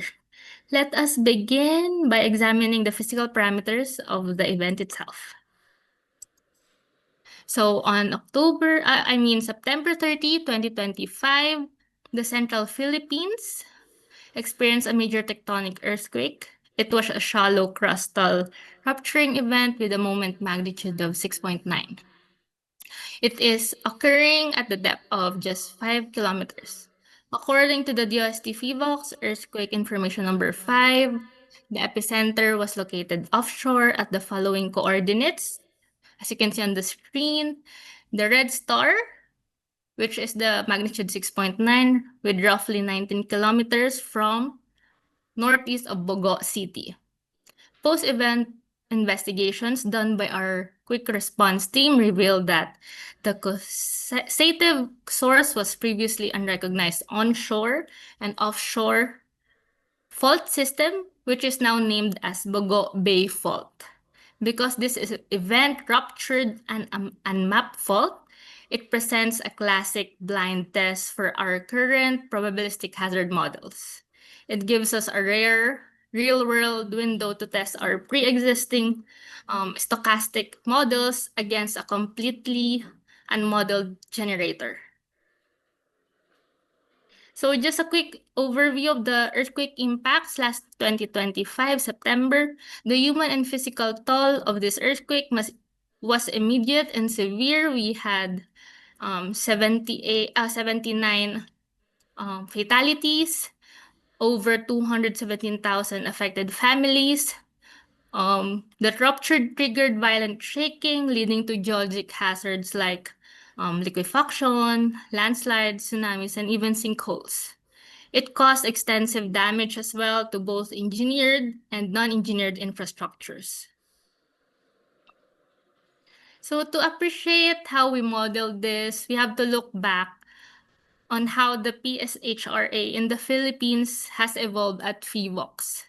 The Philippines is incredibly active, experiencing an average of 20 to 30 earthquakes every single day. Because of this high background seismicity, national hazard maps are crucial. So we started back in 2017 with the Philippine earthquake model, focusing on the national and the capital region hazard maps before moving to a higher resolution hazard models for Metro Cebu in 2018 and Metro Davao in 2019. In 2020, the STFIVOX and the Global Earthquake Model Foundation published a joint paper entitled Probabilistic Seismic Hazard Analysis Model for the Philippines, or the Peñarubia et al. 2020. This became the scientific foundation for our modern PSHA calculation in the Philippines. So leveraging the same exact seismic parameters or inputs established in that paper, we were able to build the SAM-PH, a national spectral acceleration maps, but the grid resolution is now about 2 by 2 kilometer grid resolution. So realizing that hazard maps alone aren't enough for local governance, we shifted to risk-inclusive modeling still using OpenQuake. This led to the Iloilo earthquake model in 2023, which integrated building exposure databases and event-based risk assessments. And later in 2025 for the Butuan City earthquake model. So it is the ICM 2023 that we are going to validate against the magnitude 6.9 offshore northern Cebu earthquake. So just quickly dive, I think we were able to discuss a bit of this in the day one. Using ABPSRA in OpenQuake, we have those inputs, and then going into the OpenQuake, and we have the outputs.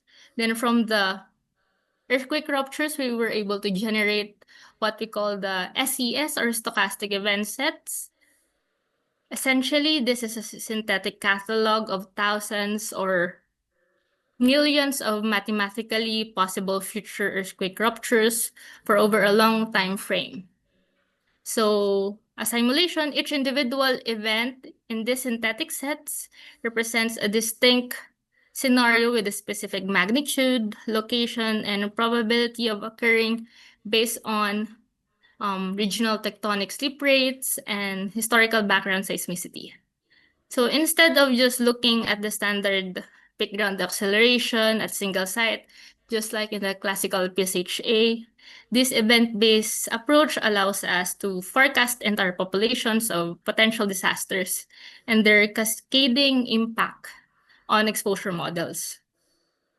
So now focusing on ICEM 2023, on the middle part of this slide, you see the active faults and trenches map of the Philippines. However, we are focusing only for the Iloilo City, which is marked as blue text and line. On the right, we have the actual historical and recorded earthquakes, only the main shock greater than magnitude 5 from 1619 to 2015. Now, you might ask, how is the model built for Iloilo City relevant to the earthquake that struck northern Cebu? So when we were able to design the ICM in 2023, our computational hazard boundary extended to 300 kilometers outward from Iloilo City Hall as the reference point. This large radius was intentional and designed to capture deep or distant faults capable of sending long periods of wave in Iloilo's urban center.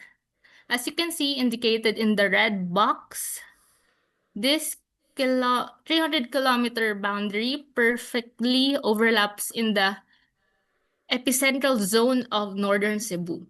So this 2025 earthquake occurred within our simulated active modeling space. So focusing now on the stochastic event sets produced under ICEM, these maps visualizes the synthetic catalogs generated within that 300-kilometer radius. They are colored and categorized. The first one is focusing on the magnitude based on showing them as different colors and different sizes for clarity. And then in the middle indicates the tectonic region type. The blue ones are for the active shallow crust. The yellow one is for the subduction interface.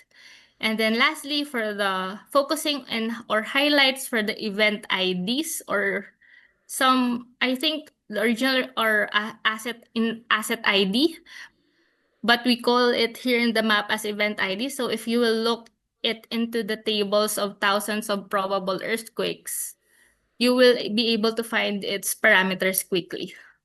So to keep the data manageable for our public and local government stakeholders, we limited the visualized stochastic event sets to 100. While analyzing 1,000 or more sets would technically offer more precision, the resulting volume of data would be far too dense to print because the final output is a hardbound book and review. So a sample of 100, we think perfectly balances the scientific accuracy with practical clarity. So since a single SES contains maybe 80 to 120 discrete events, we focus our analysis on the specific scenarios that trigger over 1 billion pesos in aggregated structural and economic losses. But we won't be able to discuss the losses further, only until the SES part. So zooming in into the northern Cebu, the 2025 earthquake struck 180 kilometers from Iloilo City. It is right inside our analysis zone.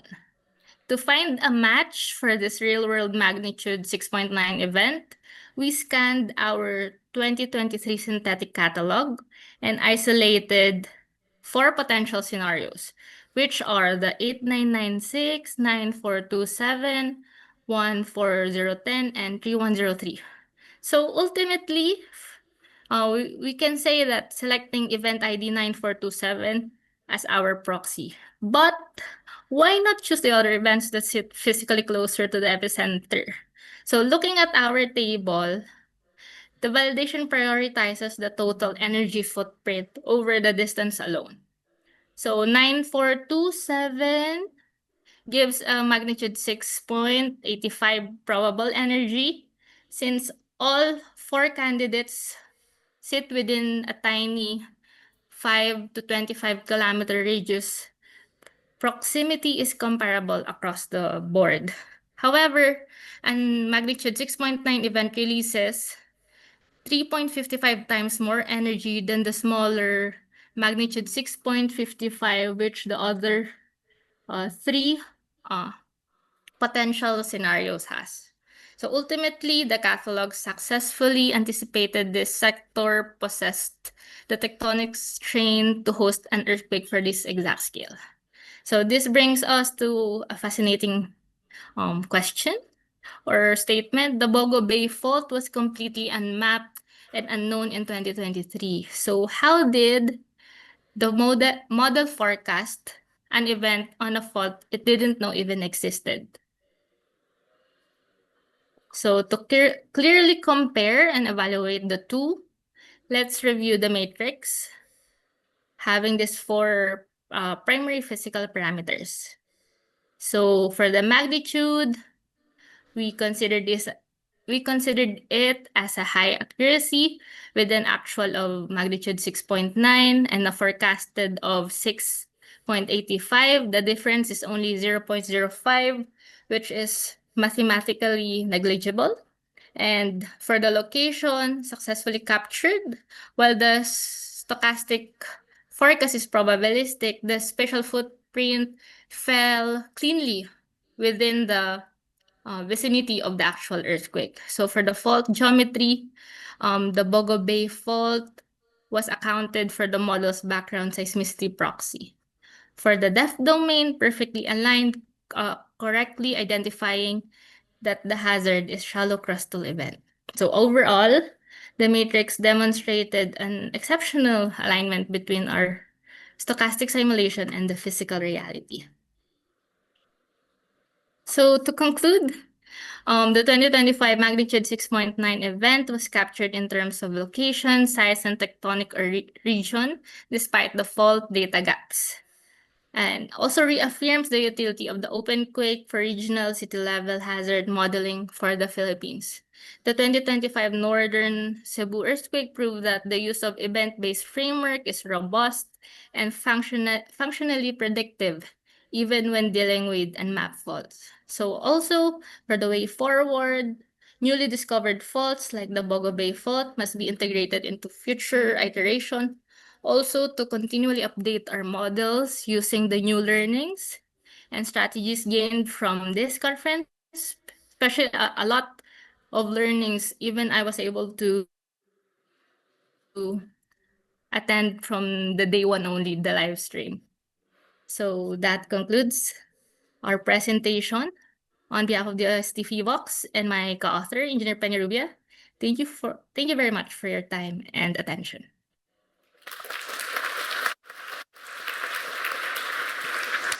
Thank you for the interesting presentation. Very nice to see how the models that we are building are validated against real data and real events, and we can better improve the models that we are building. Time for a short question, maybe, if anybody has one.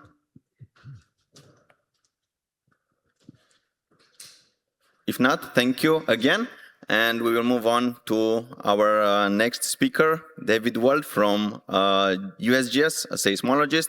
He is actively involved in research, development, and implementation of worldwide used systems such as shake maps, ShakeCast, Did You Feel It, International Macroseismic Scale, and all these amazing products that USGS is launching.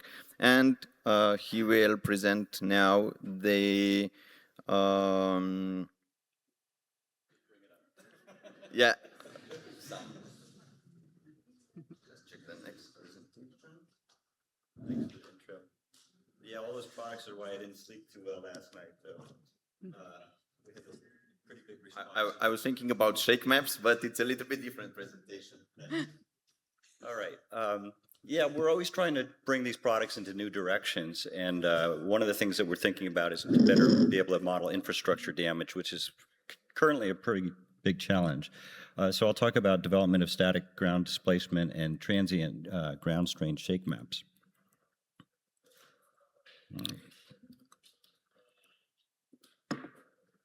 Where are we going here? There we go. It's working? Yep. Sorry. Okay. We're good. We're good. So an outline and also a summary if I don't finish. We're considering additional shake map metrics, static displacement, and also dynamic strain. And these are really important for buried infrastructure, which is always difficult to model, and particularly pipelines, which are everywhere. Static displacements map out, we're planning on mapping out permanent tectonic displacements were caused by the fault, uplift that could cause problems to pipelines, water systems, but also ground failure in terms of liquefaction, landsliding, which is very localized and hard to predict. So static displacement maps will be done with observations made from satellite imagery after an event. Dynamic strains is what I'm going to be focusing on today. And dynamic strains also cause problems to pipelines, as I'll show you, but it's always been difficult to model. It can be observed with seismic arrays or with DAS, distributed acoustic sensing now, which measures strain directly. And we'll talk a little bit about how to implement these in the shake map system. So classic shake map is intensity, peak velocity, other metrics. These are just shake maps for the Northridge earthquake. Traditionally, we've made intensity, peak acceleration, peak velocity, and spectral acceleration, and those were meant originally for FEMA's hazardous loss models, and so they are particular periods for different types, size structures. Of late, we've been also adding 0.6 second period spectral acceleration specifically for GEM OpenQuake models, which use that period, but we can do a lot more than that. And right now we're able to make 22 periods of spectral acceleration as needed. We're looking at using duration shake maps, accumulated average velocity and Arias intensity, and also vector orientation. But what I'm going to focus on today is really not those, but the static displacements and ground stain. So obviously, if you have pipelines and you have large displacements, you got problems. This is a picture of my wife. She's 4'11", but that's a sizable offset. And the Landers earthquake, yeah, permanent displacement, liquefaction, landsliding, fault offsets cause problems to pipelines. There's no question about that. They're hard to predict. And so we want to constrain those observationally after a major earthquake. I'm not really going to focus on that as much as I'm going to focus on the more challenging problem, which is transient ground strains. So you can have pipeline damage away from areas that liquefy and have landsliding by just shaking the pipes in a particular way. We can measure strain with what's called the Benioff linear strain meter, borehole strain meters, but also, as I mentioned, seismic arrays and distributed acoustic sensors. You can also model strains numerically with 3D simulations with finite difference or finite frequency wave number integration for an Earth structure. And what you look at is the change in the displacement over a small scale, and that will give you the strain for that calculation. And it's important to know that the horizontal strain, which is what's important for pipelines, they're not sensitive to vertical strain because they're at the free surface. The horizontal strain is the peak ground velocity divided by the apparent velocity, the propagating velocity of the energy. So we're going to cover a little seismology here for a second. This was a wonderful paper in 1935. This is a strain meter that's in the Caltech Seismo Lab. I think it's still there. It recorded the 1960 Chilean earthquake. But what is it? It's a pipe. It's a 20-meter long pipe, and it measures strain just like you expect to measure strain. The Young's modulus, the change in the length of the pipe over the length of the pipe. The only way you're going to strain that pipe is not by having energy coming up vertically. A shear wave would just move the pipe back and forth. You have to have energy coming along the pipe in the radial direction, and if it's a surface wave, a radial surface wave, it's going to compress and pull apart the pipe at a particular wavelength that's related to the wave propagating. So we can measure strain, and we can measure it with pipelines, so obviously pipes are sensitive to strain. The interesting thing about the way the engineering community has treated this problem for a long time is that when you're close to a fault and you have large peak velocities, they're body waves, okay? And the body waves get turned upwards. We always assume shear waves get amplified when they're propagating vertically because they're turned upward in the slower materials. But if they're coming up vertically, they have an infinite phase velocity. Therefore, they have no strain. And that makes sense because you're going to be pushing a pipe back and forth. It's not going to be straining the pipe. When you have surface waves at a distance, even though they may be smaller in amplitude, they're traveling much slower. So when you divide the amplitude by the phase velocity slower, you get a larger strain. So the strange thing about the engineering community is that they've always used PGV as the proxy for strain without understanding the propagation problem. So let's also think about what happens when you have a smaller basin on top of a larger basin. That's where the pipe's going to be, the very surface, top few meters. If you have micro basins, you're going to also have surface waves trapped in there causing strain to these particular pipes. So the easiest way to think about the way this is occurring, if you have a Rayleigh wave that's out of phase, 180 degrees out of phase, it's going to be pushing on one side. Let's just look down here. The energy's going to be pushing the pipe at half wavelength of the pipe, and then it's going to be pushing on the other end, and it's going to be pulling it apart and doing that as the wave's propagating through. In engineering, the fragility curves that we have for pipelines, this is a paper that Kishore was involved with, is typically to look at shaking based on the PGV and ground failure based on the displacement of the liquefaction or landsliding or fault displacement. Now, ground failure happens over a smaller area, but it's large displacement, so you have very large numbers of repairs, which is the left axis here, per kilometer. But shaking covers a much larger area, so you have a potential for having large damage to pipelines, even though the fragility is much lower than it is for ground failure itself. And the engineering community has recognized this in the past. These are fragility curves based on PGV. And one of the works, Michael O'Rourke, has shown that if you separate body waves and surface waves, or near source versus distance, you have an order of magnitude or more changes in strain based on whether you're looking at body waves or surface waves. So we started looking at this problem, and I didn't realize that this very gray literature report that Norm Abramson and others, Bruce Bolt, Paul Somerville, were involved with. And they actually looked at this problem about 20 years ago and actually never did anything with it. This is a really hard report to find, but they recommended that the USGS develop displacement maps, transient peak displacement maps, similar to post-earthquake intensity maps, shake maps, basically, and to study the potential for transient ground strains to cause these types of problems. It's a huge problem because there's so much infrastructure. This is just what's at the surface in some places in Los Angeles. You can imagine what's beneath the surface. In every city, in every major city, in every part of the world, there's pipelines under just about every road. And so there's a lot of things that can go wrong when you have strong shaking, for instance, from the Northridge earthquake and others. There was incredible numbers of pipeline breaks that caused a lot of disruption to services for a long time. So there's places where you can see these pipes break where there's no liquefaction and no landsliding and no fault displacement. And that means that it was caused by traveling waves. The one place it's really obvious, and I won't go through the details here, but there were recordings in the lake bed of Mexico City in 1985. Mexico City's on a lake bed that's mostly clay, so it doesn't liquefy, it's not sandy. But there were many, many pipe breaks in places where surface waves were recorded going very slowly for this top shallow material. It was only about 40 or 50 meters per second. So the phase velocity of the Rayleigh waves was really low. The amplitude of the shaking was about 40 centimeters per second, and that's what caused the pipe breaks. More recently, there's a lot of examples in Turkey. One of them we can look at is a pipeline, a transmission pipeline for water going away from the fault at some distance. And there weren't breaks near the fault where the shaking was stronger. There were ones at distance, so they were surface wave caused. And if you look at these in detail, there wasn't ground failure other than the pipes breaking due to shaking. So these are different breaks. These 6 locations along this pipeline broke. Interestingly, it was a concrete pipeline next to a steel pipeline in the same place. The steel was fine, the concrete broke. So we could understand that it wasn't displacements that did that. If you look at the peak velocities from shake map along that profile, what you find is you're at some pretty low PGVs where these break, and that's what's why we think these are surface waves that are causing these problems. So what are we doing about this to bring it into shake map? How are we doing on time here?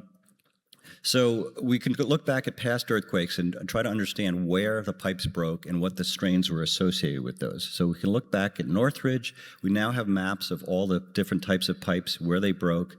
We can actually overlay the areas that liquefied and find the places where there was no liquefaction, but there were pipe breaks, and try to understand the levels of strain. We can take the shake map, the PGV, and divide by the shear velocity to get the strains in a very approximate way, but we know already that the body waves don't behave that way in terms of strain. We get pretty large strains from that. 4 times 10 to the minus 3 causes real concern for engineers in terms of pipelines. What we've been able to do now is to simulate the Northridge earthquake in 3D simulations. 1 minute left. Okay. And the problem here is that all of our earth structures, these are the most detailed structures we've had for Los Angeles. These are much more detailed than the SCAC velocity structure that people are using for 3D simulations. Even with this level of detail, from a very detailed array study in the San Fernando Valley of Los Angeles, we don't get the types of strains that you need because the velocities aren't low enough and the changes in the structure aren't great enough. This is the kind of level of detail that we now get with DOS arrays. And when you have these very fine scale changes in earth structure, you get strains because you have changes in displacement that are very, very sharp and cause large strains. I won't have time to get into that in any detail, but you have to go to much finer scale velocity structures to measure strains when you do simulations. And we're just completely missing that in our 3D simulations currently. So we're going to have higher resolution earth structures before we start to see these. And these basins on top of basins, these micro basins, are going to be a really important part of that. So where is it all going? We're going to be continuing a pipeline analysis, trying to understand the strains that cause these problems away from liquefaction zones. We're doing 3D simulations to try to understand what we need to bring into the earth structures to try to get these effects modeled properly. And in terms of shake map, we're going to make both static and displacement and dynamic strain maps by computing them, but also adding observations the way we do with shake map in general. We can do that for displacements with GPS, INSAR, and double integrated strong motion data, as well as observations from INSAR, radar imaging. And for dynamic strains, we're going to be able to compute an estimate of the strains, but also bring in observations from DOS and other arrays. The problem with this is that you're going to, if we're doing damage assessment for pipelines, you have to consider the orientation of the pipeline. It's only energy traveling along the pipe that's going to matter. So you need to know the orientation of the pipeline if you're going to compute the damage to those. And that's something we'll be able to do in the shakecast system, where we'll just bring in the orientation of the pipes to try to see what the strain is along the length of the pipe. So that's where we're going with it, and it's a work in progress. It's going to be some time before these are available, but we're kind of excited to be working on this. So thanks for your attention.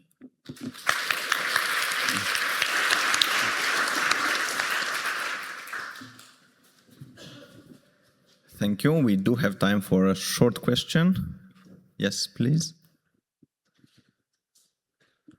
Dave, thank you so much for this presentation, bringing the seismology's importance here again. I was wondering how the impedance contrast really influenced these results. In the shallower layer, if you have the stronger or less stronger, let's say, the impedance contrast just underneath. Have you comment on that? Yeah, the great question. The important thing is the change in the amplification. So if you're at a boundary between two velocity structures, if the impedance contrast is really large laterally, then you're going to generate strain as well. So impedance contrast is going to give you an amplification of the waves, but it's also the change in the impedance. If you get to an edge of a fault or edge of a small basin, that's where you're going to get the largest strains. So it's doubly counted effectively. Dave, nice, very nice presentation. So I'm thinking back to 1989 Loma Prieta and the failure of the San Francisco Bay Bridge deck. Was that not a similar situation? I mean, you had basically out of phase motion on two. Yeah, interesting. So anything that's above ground is going to be dominated by inertial motions, the weight of the structure, the mass that's moving. So when you go underground, that's when the pipes are attached to the ground and they will be moving with the ground effectively. So you have to have a differential strain underground. And so it's a different problem, but again, the directionality of the bridge is a big factor in terms of its failure. So that's something where we also need to bring in vector motions. So your current approach wouldn't necessarily capture that type of bridge failure at this point? Not without bringing in the directivity and the actual orientation. Yeah. Okay. Thanks. Do you have time for another question, or maybe not? Maybe during the coffee break. Sorry, we are a bit behind the schedule, and we will continue our. Thank you again to David for the amazing presentation. We will continue with another flagship product from USGS that is developed and led by Kishore Jaisal, which is a research structural engineer at USGS. He is also the inaugural recipient of the GEM 2012 Outstanding Contribution Award. So I give the floor to you to present to him to present us the Pager 2.0 new development.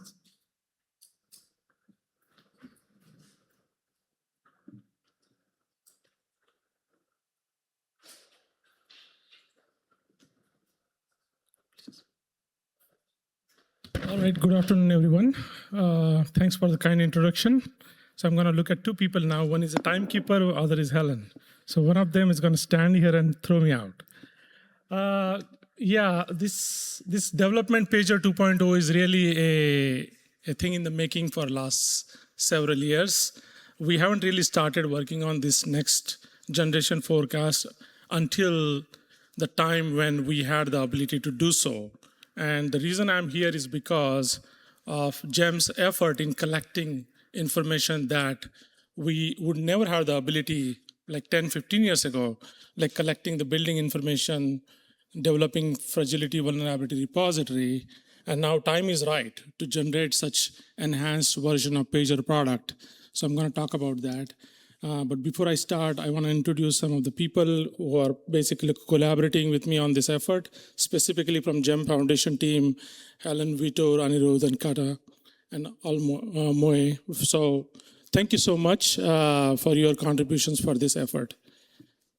Okay, because I'm going to show some of the things which are not a final product from the USGS yet, so I must read this disclaimer. I guess I'll just read the top line. This information is preliminary. It's not approved from the USGS side of things. The purpose is just to make you aware of what is happening in our backyard. So before I start, I have 3 parts to this presentation. I'm gonna just quickly show about what Pager has been doing for last 15 years. It's been 15 years. We went live October of 2010. Was very nervous. Was waiting for a day when Dave will come and fire me next morning because Pager screwed up big time. Never happened. So I'm still here, Dave. So we're doing pretty good. Pager has been there for some long time. I think everybody in the audience probably look at our product. Thank you so much. And we generally produce alerts within 20 minutes of a big earthquake anywhere happening in the world. NEIC detects 20 to 30,000 earthquakes every year. So if you just go by the magnitude of the earthquake or some kind of a threshold that you define, you'll be alerting way too many times. On contrary, Pager is actually acting like a filter now on all these tens of thousands of earthquakes. You're only going to be notified for earthquakes that you care about. And Pager has been doing that, and it's basically serving a very specific audience that we had in our minds when we designed the product. But now these days, Dave and I are very busy in really supporting communities to generate earthquake scenarios and tabletop exercises where Pager products get produced, and that information get used for their own planning purposes.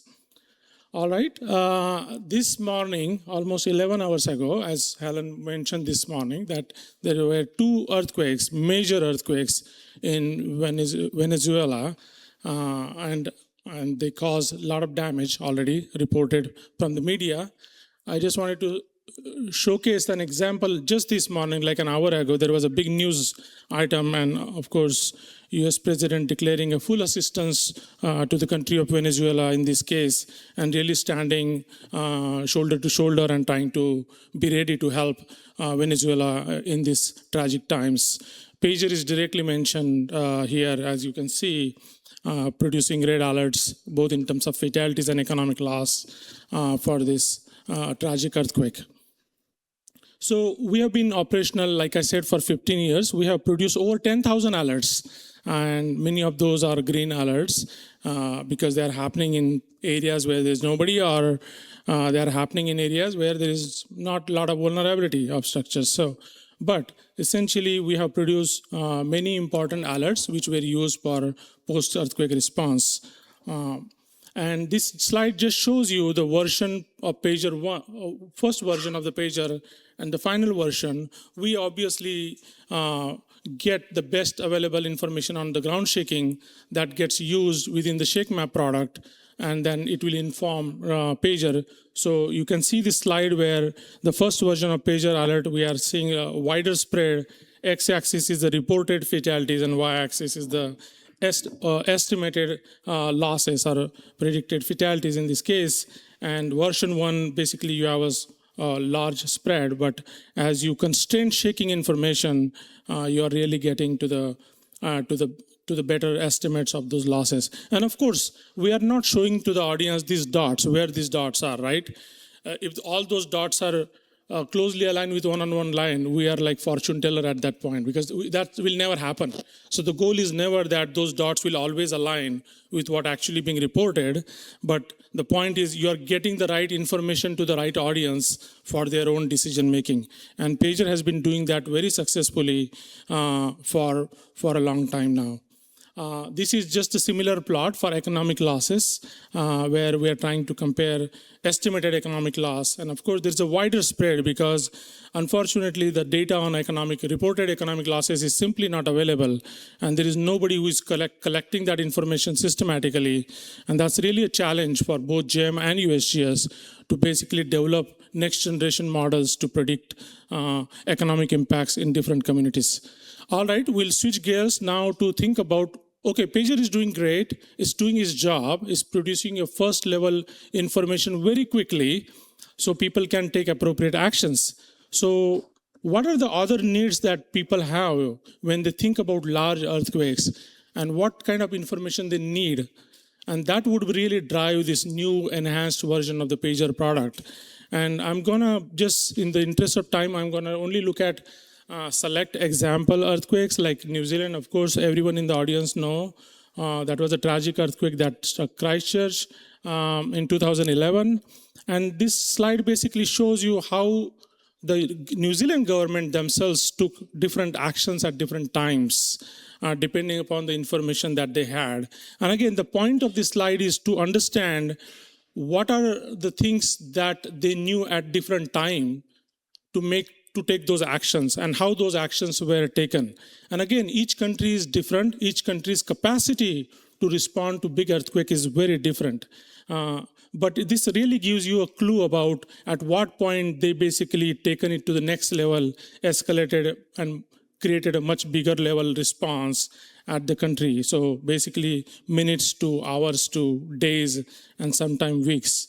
So another example here, again, I won't read through all the points, but the key issue here is that each country, because of their own capacity and the nature of earthquake and the complications that it has produced, has triggered different actions at different times. And these kinds of history of the archival of that kind of those actions would really help us to understand what are the things people are looking for when they take specific actions in the immediate aftermath of large earthquakes. And that would potentially help us to think about generating information that will actually help them take those actions and minimize and shrink that timeline. So not wait for like 10 days to know how many buildings needs to be inspected or how much search and rescue operation will be needed. And clearly all this, these three examples, again, Japan included here, are a very different country with a very different capacity. And yet again, it's taking days and days for them to really understand the true scope of disaster that the Noto earthquake had in that specific incident. So Pager is producing its first level of alert to everybody. And again, whereas the response community is really looking for many different pieces of information like shaking estimate, damage, injuries, fatalities, displaced population, and all those pieces of information may or may not be available. And sometimes when they are available, they may not be very reliable in across the community. And only select group of countries have that capacity to produce such information quickly. So can Pager 2.0 or Pager Plus can help that?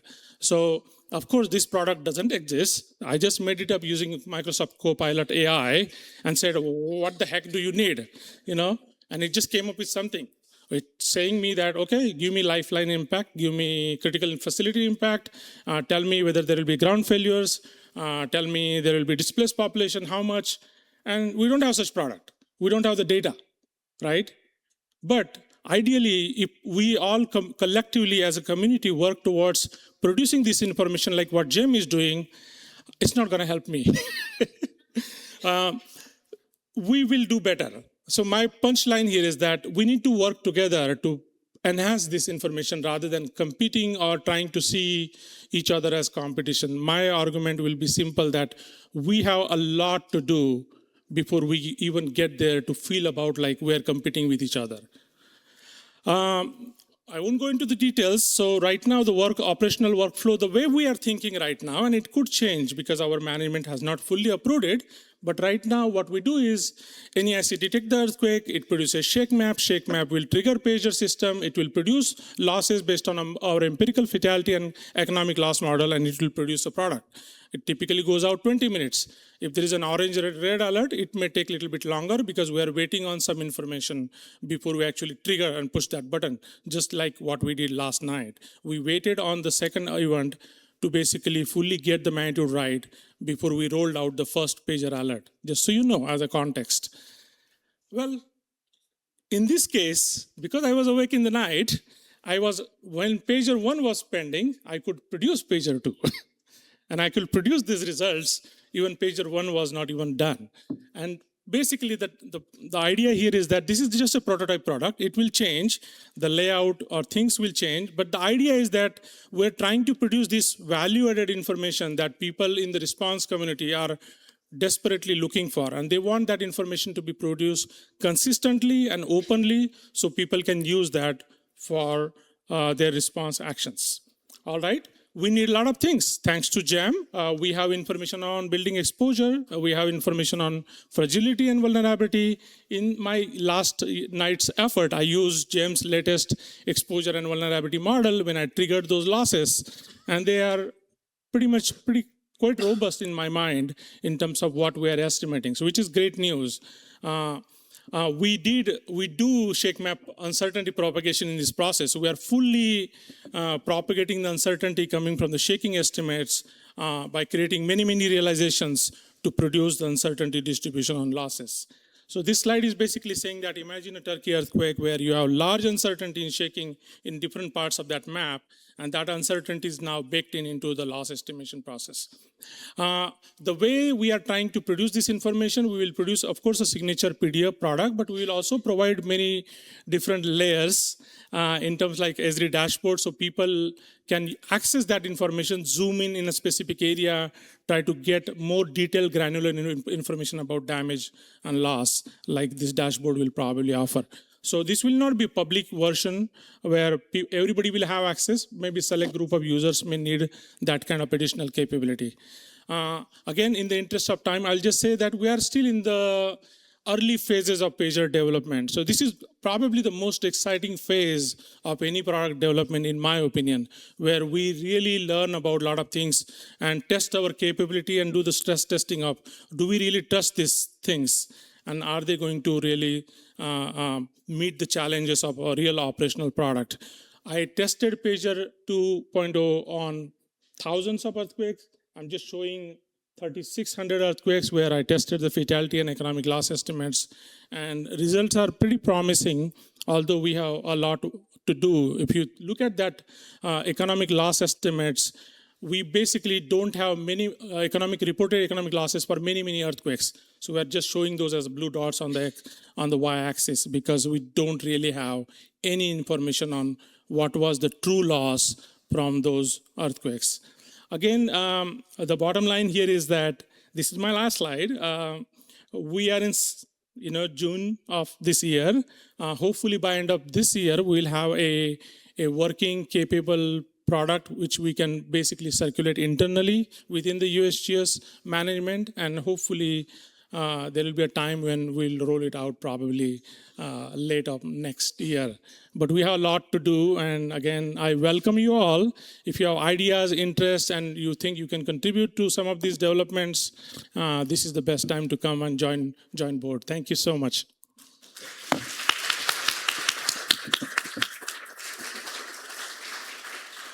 Thank you for the very useful presentation for rapid responders and also for operational activities. Unfortunately, we do not have time for questions, and we will quickly switch to the next speaker, which is Finn Lovholt from Norwegian Geotechnical Institute. He's one of the leaders behind the Global Tsunami Model Association, and he's also actively involved in Aristotle. So plenty of different services and products that they are working on, the tsunami community, and I will give the floor to Finn.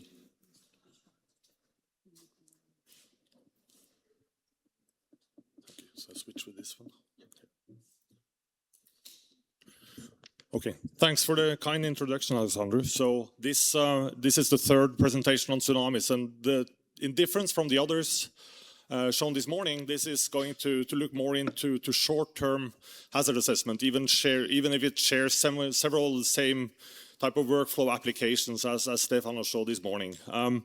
And it's really a mix between two things. We are going to present the work we are doing for Aristotle, which is a new model that is presently, unfortunately, being used now for the ongoing evacuations or alerts, and also a long-term thing we are thinking to expand this into modeling uncertainty-based analysis. So I'm going to show a little bit of the results we have for this model that is presently running, and another perspective for the future on uncertainty-based calculations.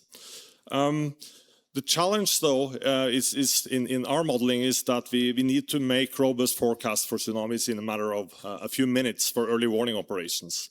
What we are facing here is more on the post-event assessments towards trying to estimate the impact of populations on infrastructure on a short amount of time after an event has happened. And this needs to happen typically within a few hours after the event has occurred. We have a little amount of data, and these tsunamis can impact vast areas. That implies that the amount of information we have for the earthquake side and the topography and so on is sparse. We have to handle uncertainties, and we have to deal with this with numerical simulations, as shown this morning. Impact analysis, as shown very nicely in the previous presentations, exists as for Pager, as just shown, and GEMP's impact analysis.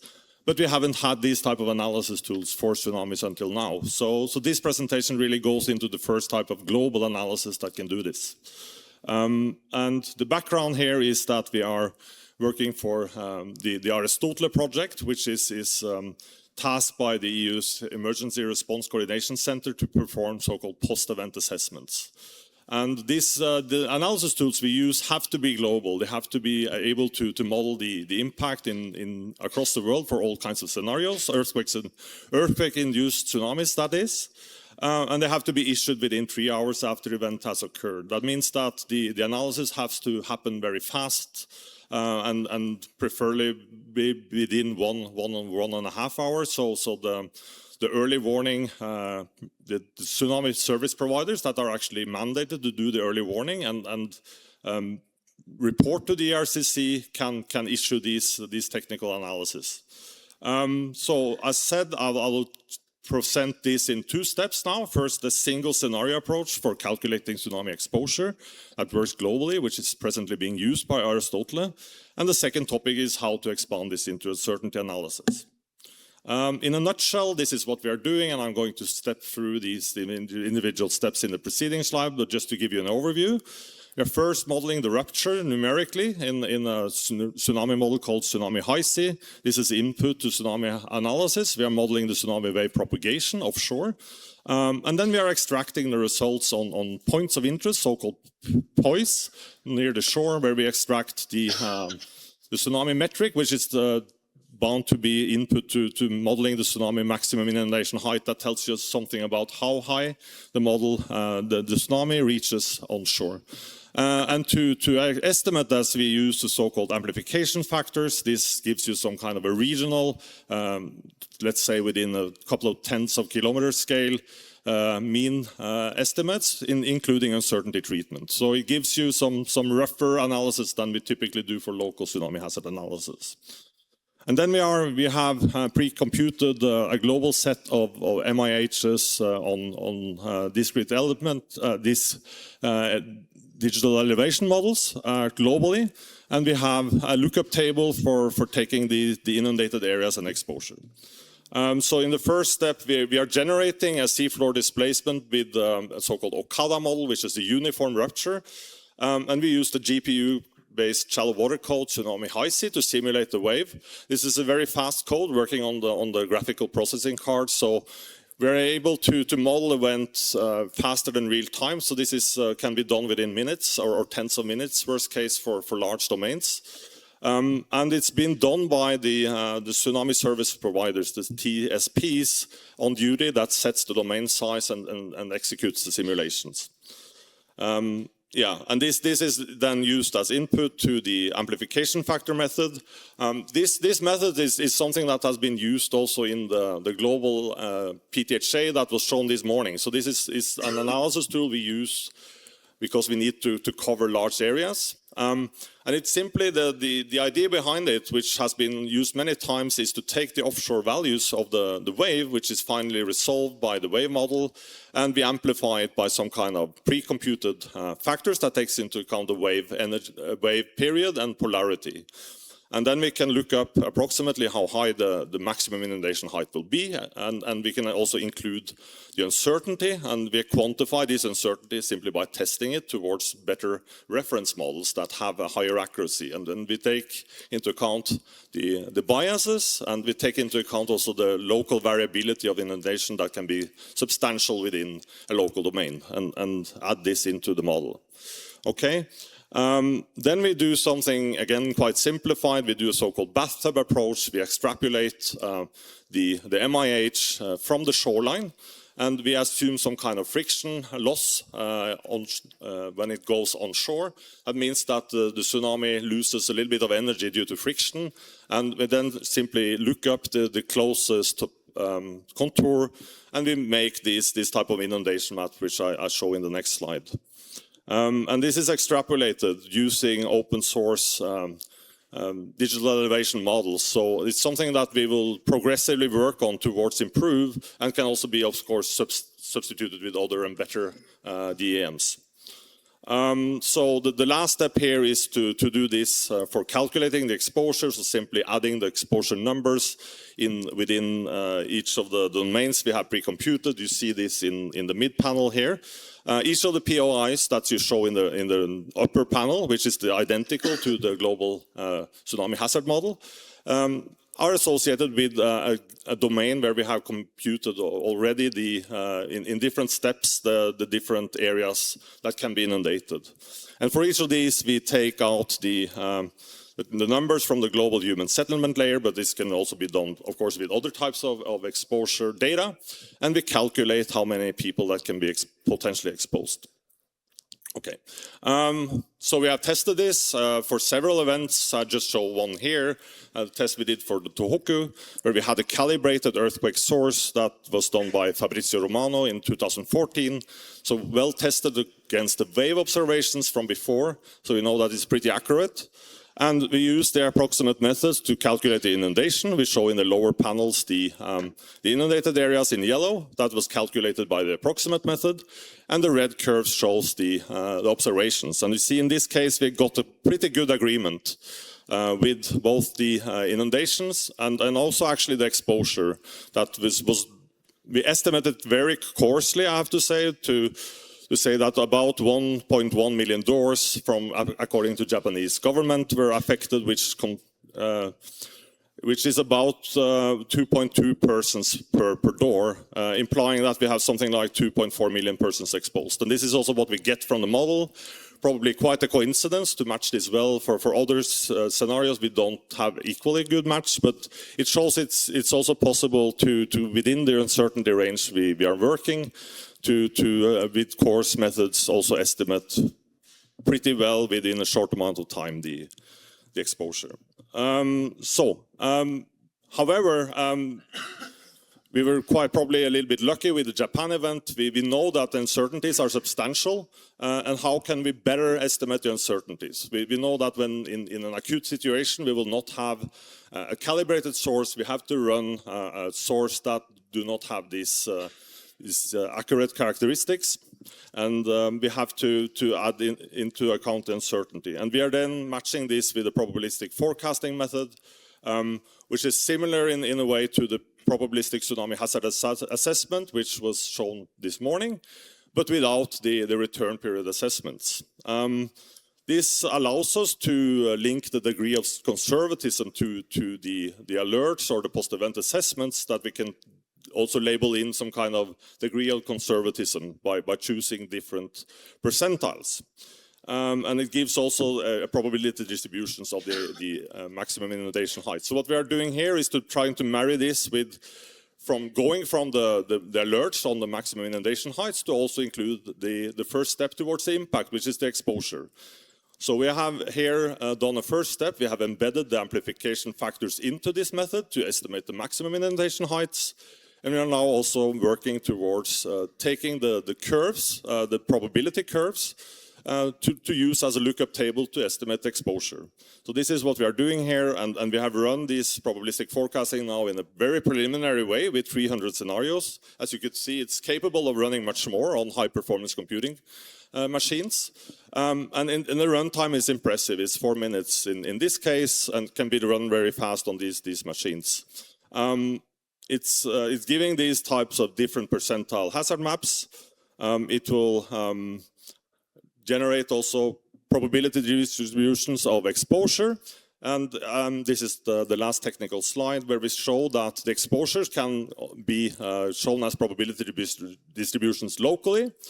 And we can also add it up for a larger region as shown in the upper left, upper right panel to give some kind of estimates. And we have here show that for the Noto case, we have a range between, let's say, less than 10,000 to 100,000 with the first pass uncertainty analysis. And this is something we will work on more in the future. And yeah, I guess in the interest of time, I'll stop there, just saying that many of these things can also be integrated into the hazard analysis and towards inundation and exposure analysis and as a first step towards risk. Thanks.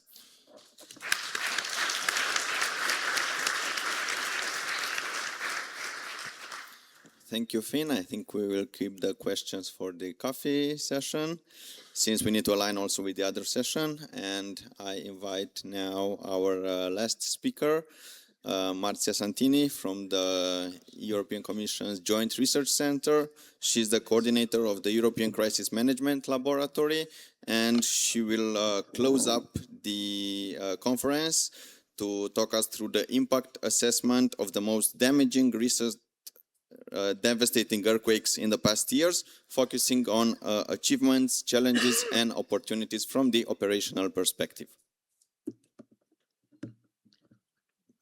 Thank you, and good afternoon by now, yes. I have the honor of the most difficult slot, the one at the end of the conference. I will try to keep it light for you. First of all, I've been asked to give an overview of what we are doing with regards to the analysis of the ongoing events in Venezuela. And here you see some screenshots taken from GDAX, the Global Disaster Awareness and Coordination System, that within a few minutes from the main earthquake provided these very rough figures that are about exposures of the population, of the critical infrastructures, of course, all triggered by the USGS shake map, that is the needed input data for the GDAX algorithm regarding these estimations. For this specific event, we also had the cascading effects of the tsunami, and we have followed through GDAX the official communication from the tsunami service providers. So you see, for example, that the end of the tsunami event was already communicated by the tsunami service provider and was reported in GDAX. And then in the bottom right, you see there is a functionality in GDAX where you can very quickly and very roughly identify the so-called areas of interest for the satellite acquisition and the rapid mapping service of Copernicus Emergency Management Service. What you see in the bottom right is the very first, approximation of the areas of interest based on the exposure derived from the global human settlement layer of JRC and the shake map from USGS. But of course, there is a question of feasibility, regarding how much can we map for each event. And so Copernicus was already triggered very early in the morning this morning for this event, and the areas of interest for the first time, I must say, have been are now being finalized together in collaboration with the Emergency Response Coordination Center, but based on input from OpenQuake GEM, meaning that we compared the rough exposure and shake map analysis with the outputs of the expected impacts from GEM, and we realized that, for example, those two areas there, the pitched, were not included, and we included them for the acquisition of the satellite. And we also looked at the USGS areas prone to extreme liquefaction, and also we integrated some areas based on that were not in the first quick and dirty identification of the areas. Now the things are ongoing. The first Sentinel-1 acquisition of SAR data was performed after 40 minutes from the earthquake, and in a few hours it was a good image, and we should get the ground motion, the interferometry product, so the first product of Copernicus. And in the meantime, the global humanitarian analytical networks are coordinating from remote in the context of the assessment and analysis cell led by UN OCHA, where also the insights from the GEM and the other key scientific networks will be compared and integrated all together. GDAX is a special platform because it's probably one of the only, if not still the only, where you can have on the one side the rapid impact estimations that we have seen, quite similar to the SPADA already shown by the Aristotle colleagues, but then there is also a different pillar that is about operational coordination. So this is the virtual on-site operation and coordination component of GDAX called VOSOX, where the international responders, the user teams that are either, or some of them are already mobilized, some are standing by.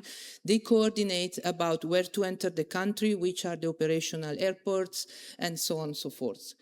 And then, there is a third part that I didn't add here, but the third pillar of GDAX is the Satellite Mapping Coordination Center, where basically all the satellite acquisition services are coordinated to not overlap the areas of interest and cover as much as possible in the shortest time possible. This was the quick intro about the Venezuelan event analysis. Now I go back to the presentation, probably skip a bit of contents because I already took some time. Couple of words about who we are and what is our mandate. The Joint Research Center of the European Commission is the Science and Knowledge Service of the European Commission. So basically, we are mandated to support the policy decisions with science-based information and evidences. We do so for a wide range of topics and policies, now grouped under 25 different portfolios, and some of these portfolios are closely linked to disaster risk management. So the disaster risk management unit in GRC is made of about 120 people that are working around three main pillars. One is about understanding what is the knowledge in DRM, where are the gaps, and which are the initiatives that Europe could launch to try and fill them. The second pillar is the emergency management service of Copernicus that we just spoke about, not only on-demand mapping, but in this case also early warning systems for three hazards, wildfire, floods, and droughts.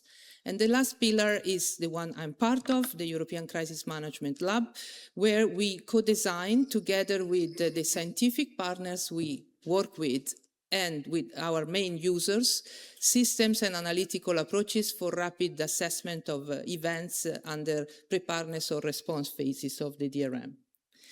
And also internally to the GRC, and this is the last generic information about us, the ECML is the entry point to the GRC-wide knowledge. So for big crises like we monitor everything, a little bit of everything, natural hazards, the situation in the Middle East and the other hotspot in terms of conflicts worldwide, also the antivirus and Ebola crisis. So we do that, composing all the information available within GRC in analytical products that can inform the decision of the European Commission, mainly the 24/7 operations room, the one already mentioned by the colleagues before me, the Emergency Response Coordination Center, but also in our case, the one of the External Action Service of the European Union for the geopolitical crisis and conflict.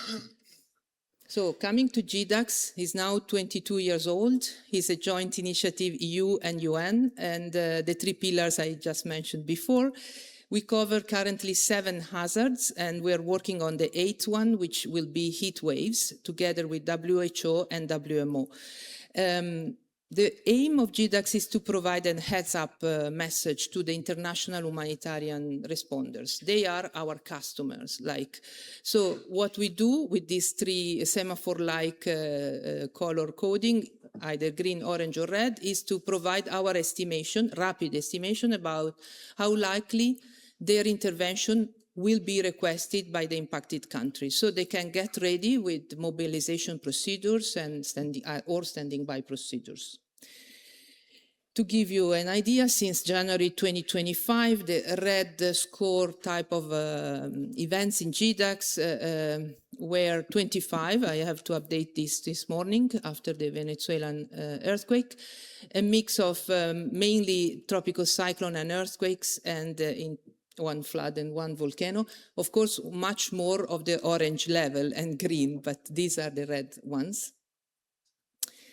And okay, we cannot do this alone. We don't want to do this alone, and we cannot because we don't have all the competencies, of course. So JRC is also a knowledge broker, and we look for strategic partnerships with the scientific networks leading the various hazards. And for the earthquake and tsunamis, for example, we work with GEM, and for the tsunami, we follow the UNESCO-led tsunami program, of which the tsunami service providers are part, and so on.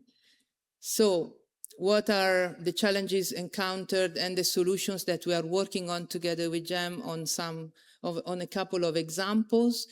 I took away one because we had Venezuela, also regarding the cascading effects, the tsunami. So let's look quickly to some key points about the Myanmar earthquake and the Afghanistan earthquake. Both occurred in 2025. Also, those automatic output of GDAX are also heads-up message for ourselves. After we receive that, we start doing more in-depth analysis. And one of the products, typical products, is the Eco Daily Map that you see depicted on the right-hand side, where we already made use at the time of the impact estimations from GEM, as well as, of course, the hazard information from them and the USGS shake map. And all here, typically in this product, we combine also operational kind of information, which networks has been mobilized, teams in the field or going to the fields, and so on. So for the Myanmar, we know very well the shake map changed quite a bit since the very first version till the 23rd. In the end, the rupture zone was extremely long, hundreds of kilometers. And together with that, obviously, the exposure figures changed immensely. And we were at the annual global gathering of the humanitarian community in Geneva at the time. And we got people coming to the GDAX stand and asking, how is it? I mean, and the users, the kind of questions from the users are very kind of simple, like, is it like Turkey-Syria earthquake 2023? And you cannot surely ask about, reply to this question based on, the changing input that we were getting there and then. So this is one point. So the kind of information, how do you convey the scientific information and the dynamic nature of it and the uncertainties related to this, to the users. Another complexity level in this crisis was that there was an ongoing conflict, of which we knew because we also monitor the conflicts worldwide for the European External Action Service. And so in particular, the international community couldn't even access the country for several days. So that's why in that crisis, the damage assessment from satellite data became even more important. But there again, there was another problem, because if you see the top right image is the Copernicus first product, damage assessment, which is way more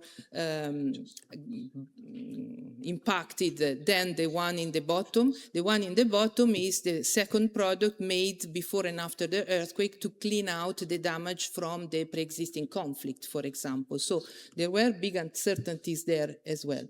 And in this case, the impact estimations of GEM were also introduced to this international community of humanitarians, saying, look, I mean, you cannot access the country. There are big uncertainties on the satellite estimations.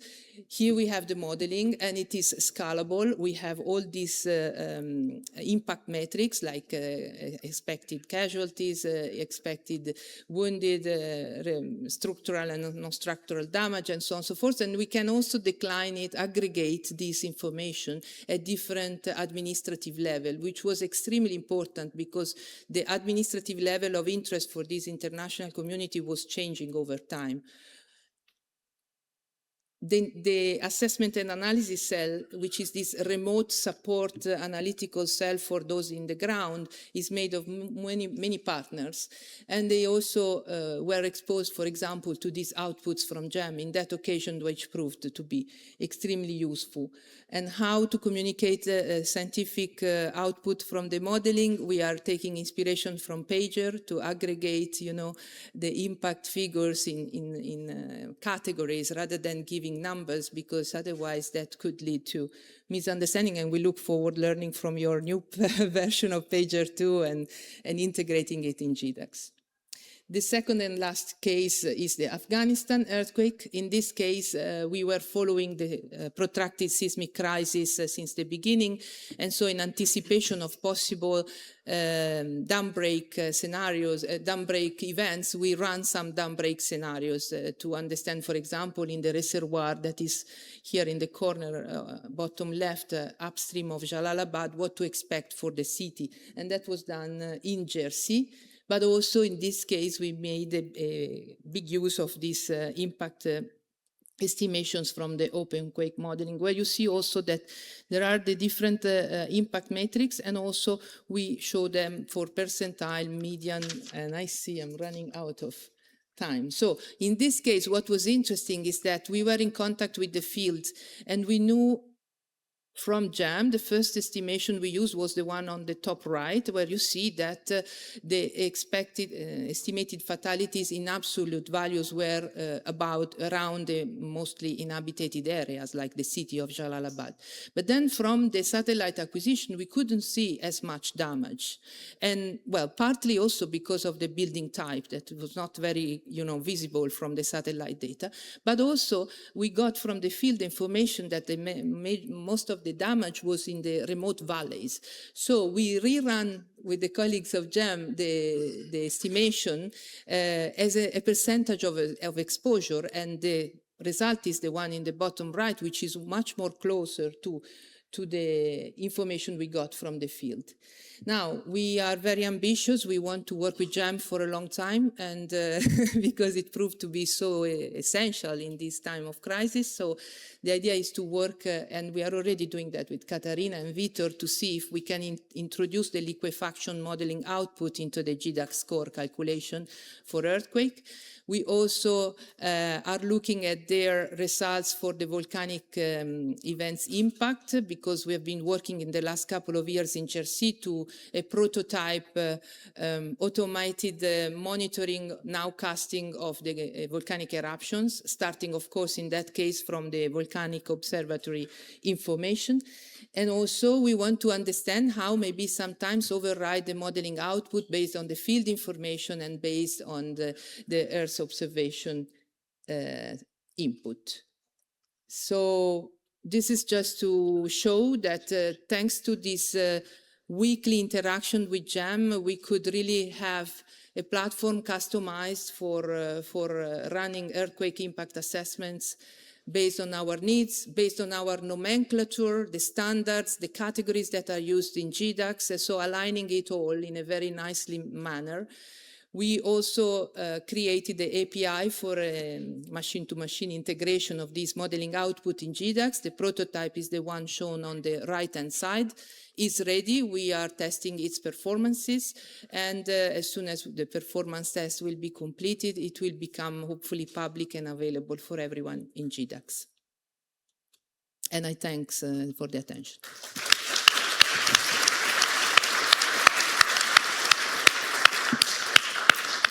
Thank you so much for, again, the interesting and multi-hazard presentation. And you can see that disasters are becoming more and more complex in the past years, and we are learning how to deal with them and how to approach them. I don't think the other session is ready, so maybe we have time for all the speakers that also presented before. If there are one or two questions, I think now is the time to address them, and my colleagues will help me with the microphones.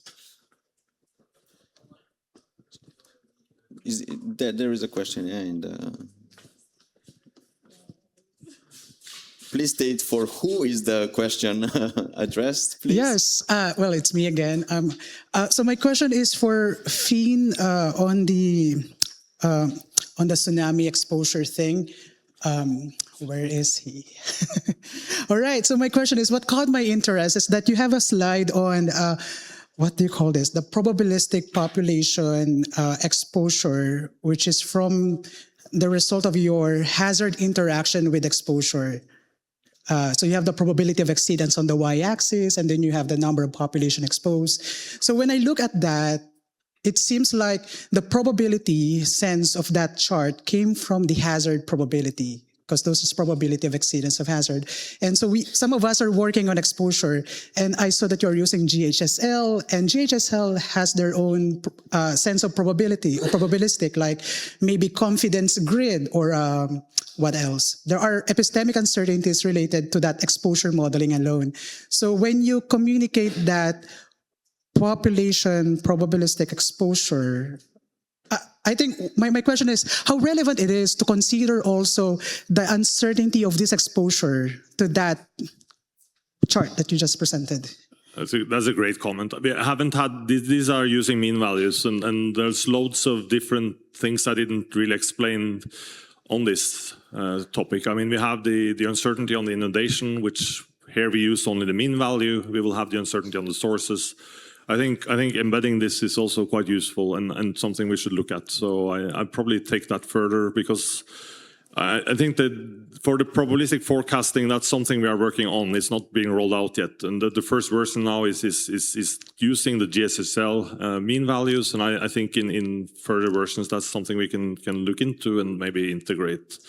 And I probably also mentioned that other data sets as well should be looked at. All right. Like buildings, yeah. Thank you so much. Thank you, and I think with this we can conclude the final session. I'd like to give a round of applause to all the speakers that presented.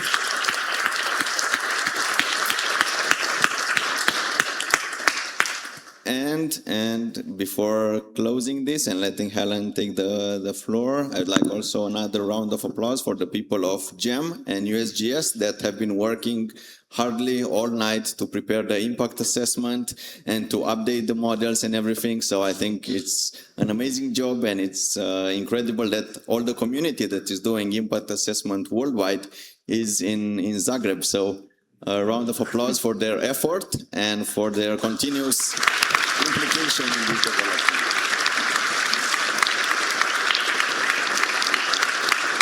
And I leave the floor to Helen.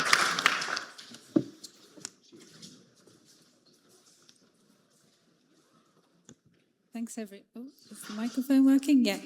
Sorry for rushing this last session, and we wanted to get on to the closing session now quite quickly, because we have also our GEM governing board at 1:30, and I want to make sure that the GEM governing board members have some time for lunch before we start. So we can't be going too far beyond 1 p.m. But I do just have a few slides just to close. Oh, and thank you also to the hazard workshop, that I think maybe we stopped them early to try and get them back. No, it's okay. Good. So just a few slides just to close the workshop, and thank you all for being here again. I showed some numbers at the beginning in terms of the number of people, 200 people from 40 plus countries, but just to reiterate that we had 121 contributions during these 2.5 days, over 70 oral presentations, 34 posters and 16 live demos. We live streamed on day one, and we've seen that there were at least 800 views of that live stream. So we're very happy with how the whole attendance has gone, both in person and online. And I do just want to let you know that you can see the live stream on YouTube channel. So you can either scan this QR code or just look for our YouTube channel on the GEM YouTube channel. So the first day's live streamed, and we also have the recordings from yesterday and today, both in this auditorium, also the hazard workshop. In the next few days, they will be uploaded there. You might also be interested in accessing the slides, the presentations, the posters. They're all going to be added to the resources section of the events webpage, at least for those that have allowed their slides and posters to be shared.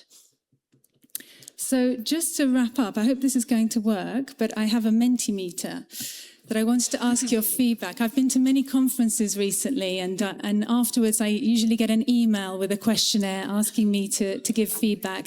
And I have to admit that I never fill in that questionnaire. I'm not sure about the rest of you.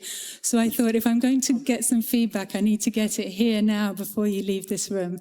So it's just a short Mentimeter. I hope it's going to work because I've embedded it in the slides for the first ever time. So this could go terribly wrong, but let's see. So are you seeing the first question? Is it working? Can someone confirm? Okay, great. So please just go ahead and answer that question, which is, let me see if I can tidy up the slide here.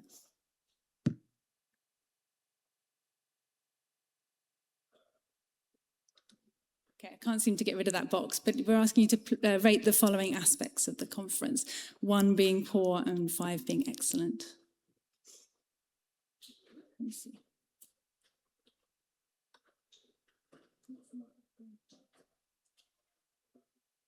Okay, I can see the results are not updating, but perhaps that's a good thing because then you can be very honest and transparent and we can't see what you're saying. So please do. But we will receive the results offline. Okay, I'm going to move on to the next question. I hope it's going to work because I'm seeing that it's not actually updating. Do you see the next question? No.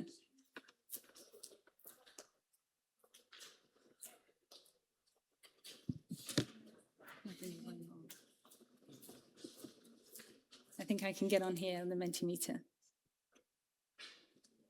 I knew there would be technical difficulties.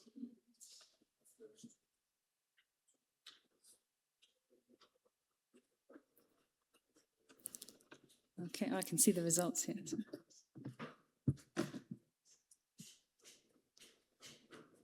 Start.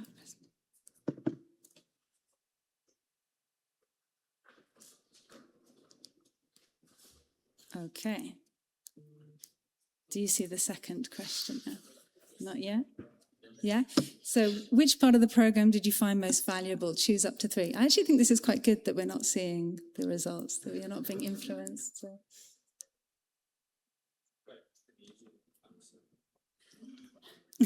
We know what Marco's choosing, yes.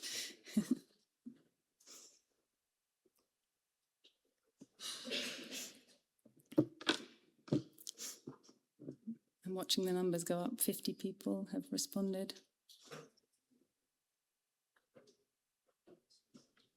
Perhaps I'll send the results around to everyone afterwards so you can see what was selected. But so far, the top is the GEM Global Release, followed by the oral presentations and the networking and the informal discussions. So.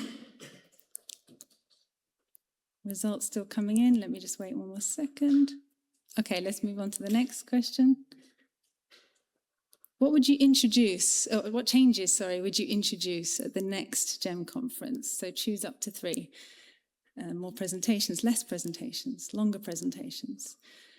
I put more time for questions and discussion. I assume you wouldn't say less time. More time for posters and demos, more networking time, maybe nothing.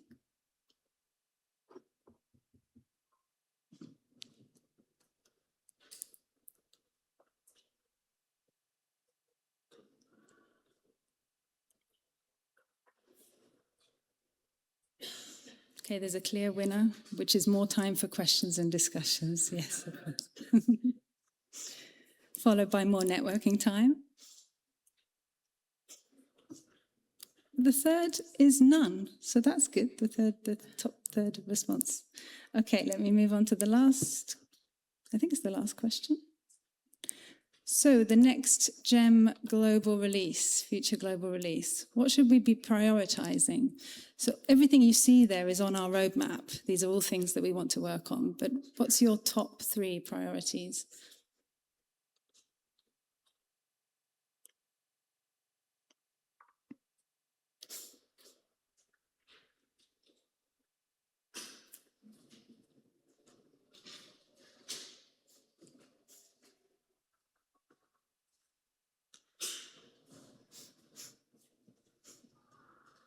Okay, this is taking, I can see this is taking a bit more time because you're thinking very carefully, which is great.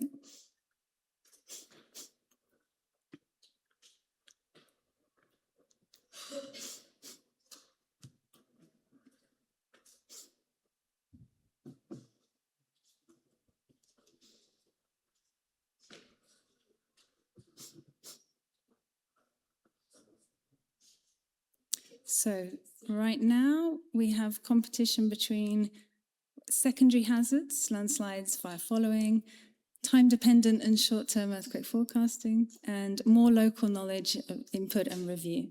So I think that's the top 3. And I can leave this final one, if you'd like to write in the box there any ideas you have for the future work or just feedback in general, you can just write that in your own time.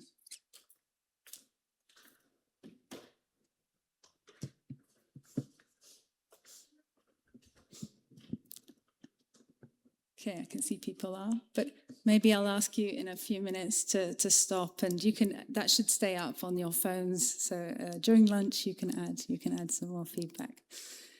So the last thing I want to do really is to thank all of the GEM staff. They really have, as you can imagine, been working tirelessly.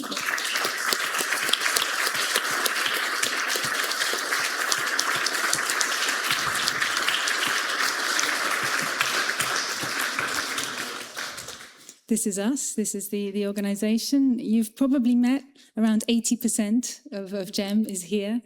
We've had all of the groups represented, many PhD students, and they've just been working so hard on every single aspect of what you've seen over these days, from the modeling and the global release and the posters to the IT team helping the modeling team with getting OpenQuake Engine running, with the GeoViewers and the products. There's been communication work, the website, the tools, but also just the preparation of this event itself, of interacting with you in the lead up, with setting up the exhibition area outside. So a big thank you also on my behalf to everyone. Thanks so much. Okay.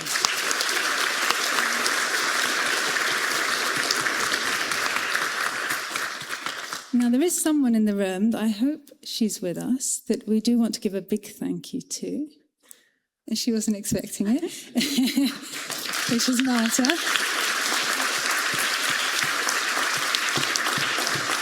So we're going to call you down in a second, but let me just tell you about Marta. You didn't see Marta on Monday, you saw Josip. Josip is usually the person that's up front in the Croatian Centre of Earthquake Engineering at this faculty, University of Zagreb. But we all know that Marta is really the one behind the scene that's doing all the work.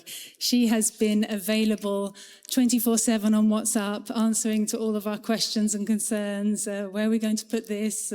What if this person doesn't turn up? She's been calling the ministry to help with visas, all the way up until the last minute. So thank you so much, Marta. And we have a small little gift that we want to give to you for our appreciation. Thank you.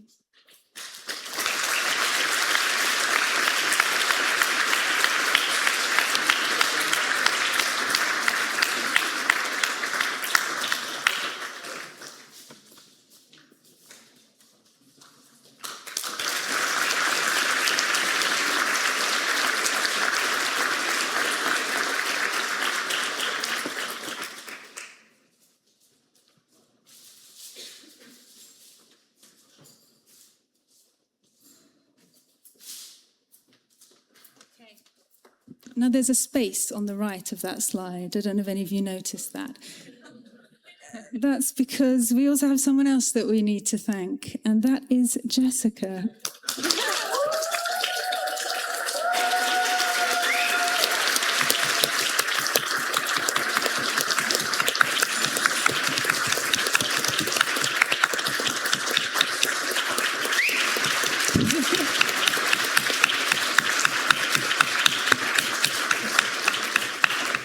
I know she hates me right now, but she... We wouldn't be here, I think, in this conference if Jessica had not been the one working behind the scenes. So I think many of you probably received emails from her, but she organised all of the travel for the early career researchers that we gave travel grants to. She organised all of the travel for the GEM staff to come here. She organised all of the exhibition area. She has been doing all of the digital media that you've seen. She designed the whole, let me go to the next one, the branding. She made sure that the posters were printed on time, that the globes were done. And you see this GEM sign here? She made that herself in her own time.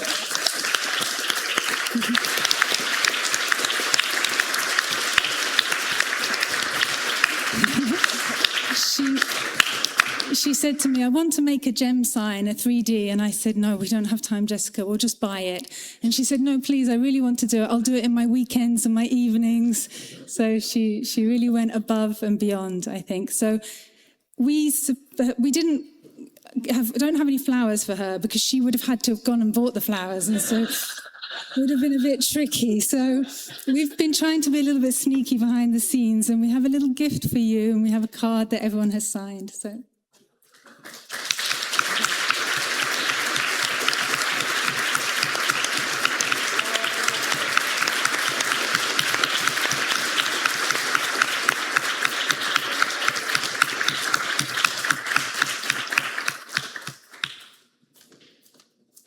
That's it. I think, yeah, we're only a few minutes late. We do have lunch included now, so please go down to lunch. If you see any governing board members trying to overtake you in the queue, please let them, because we need them at 1:30. 3 o'clock back here for an introduction to the field trip. If you can't make it here, you can meet us also directly at the cathedral. But the idea is that Josip will give an overview of what you're going to see, because at least 100 of you have asked to come on the field trip. So it's going to be quite difficult for him to talk there and for you to all to hear him. So we'll be back here at 3 p.m. So thanks again, and I hope to see you all at the next GEM conference.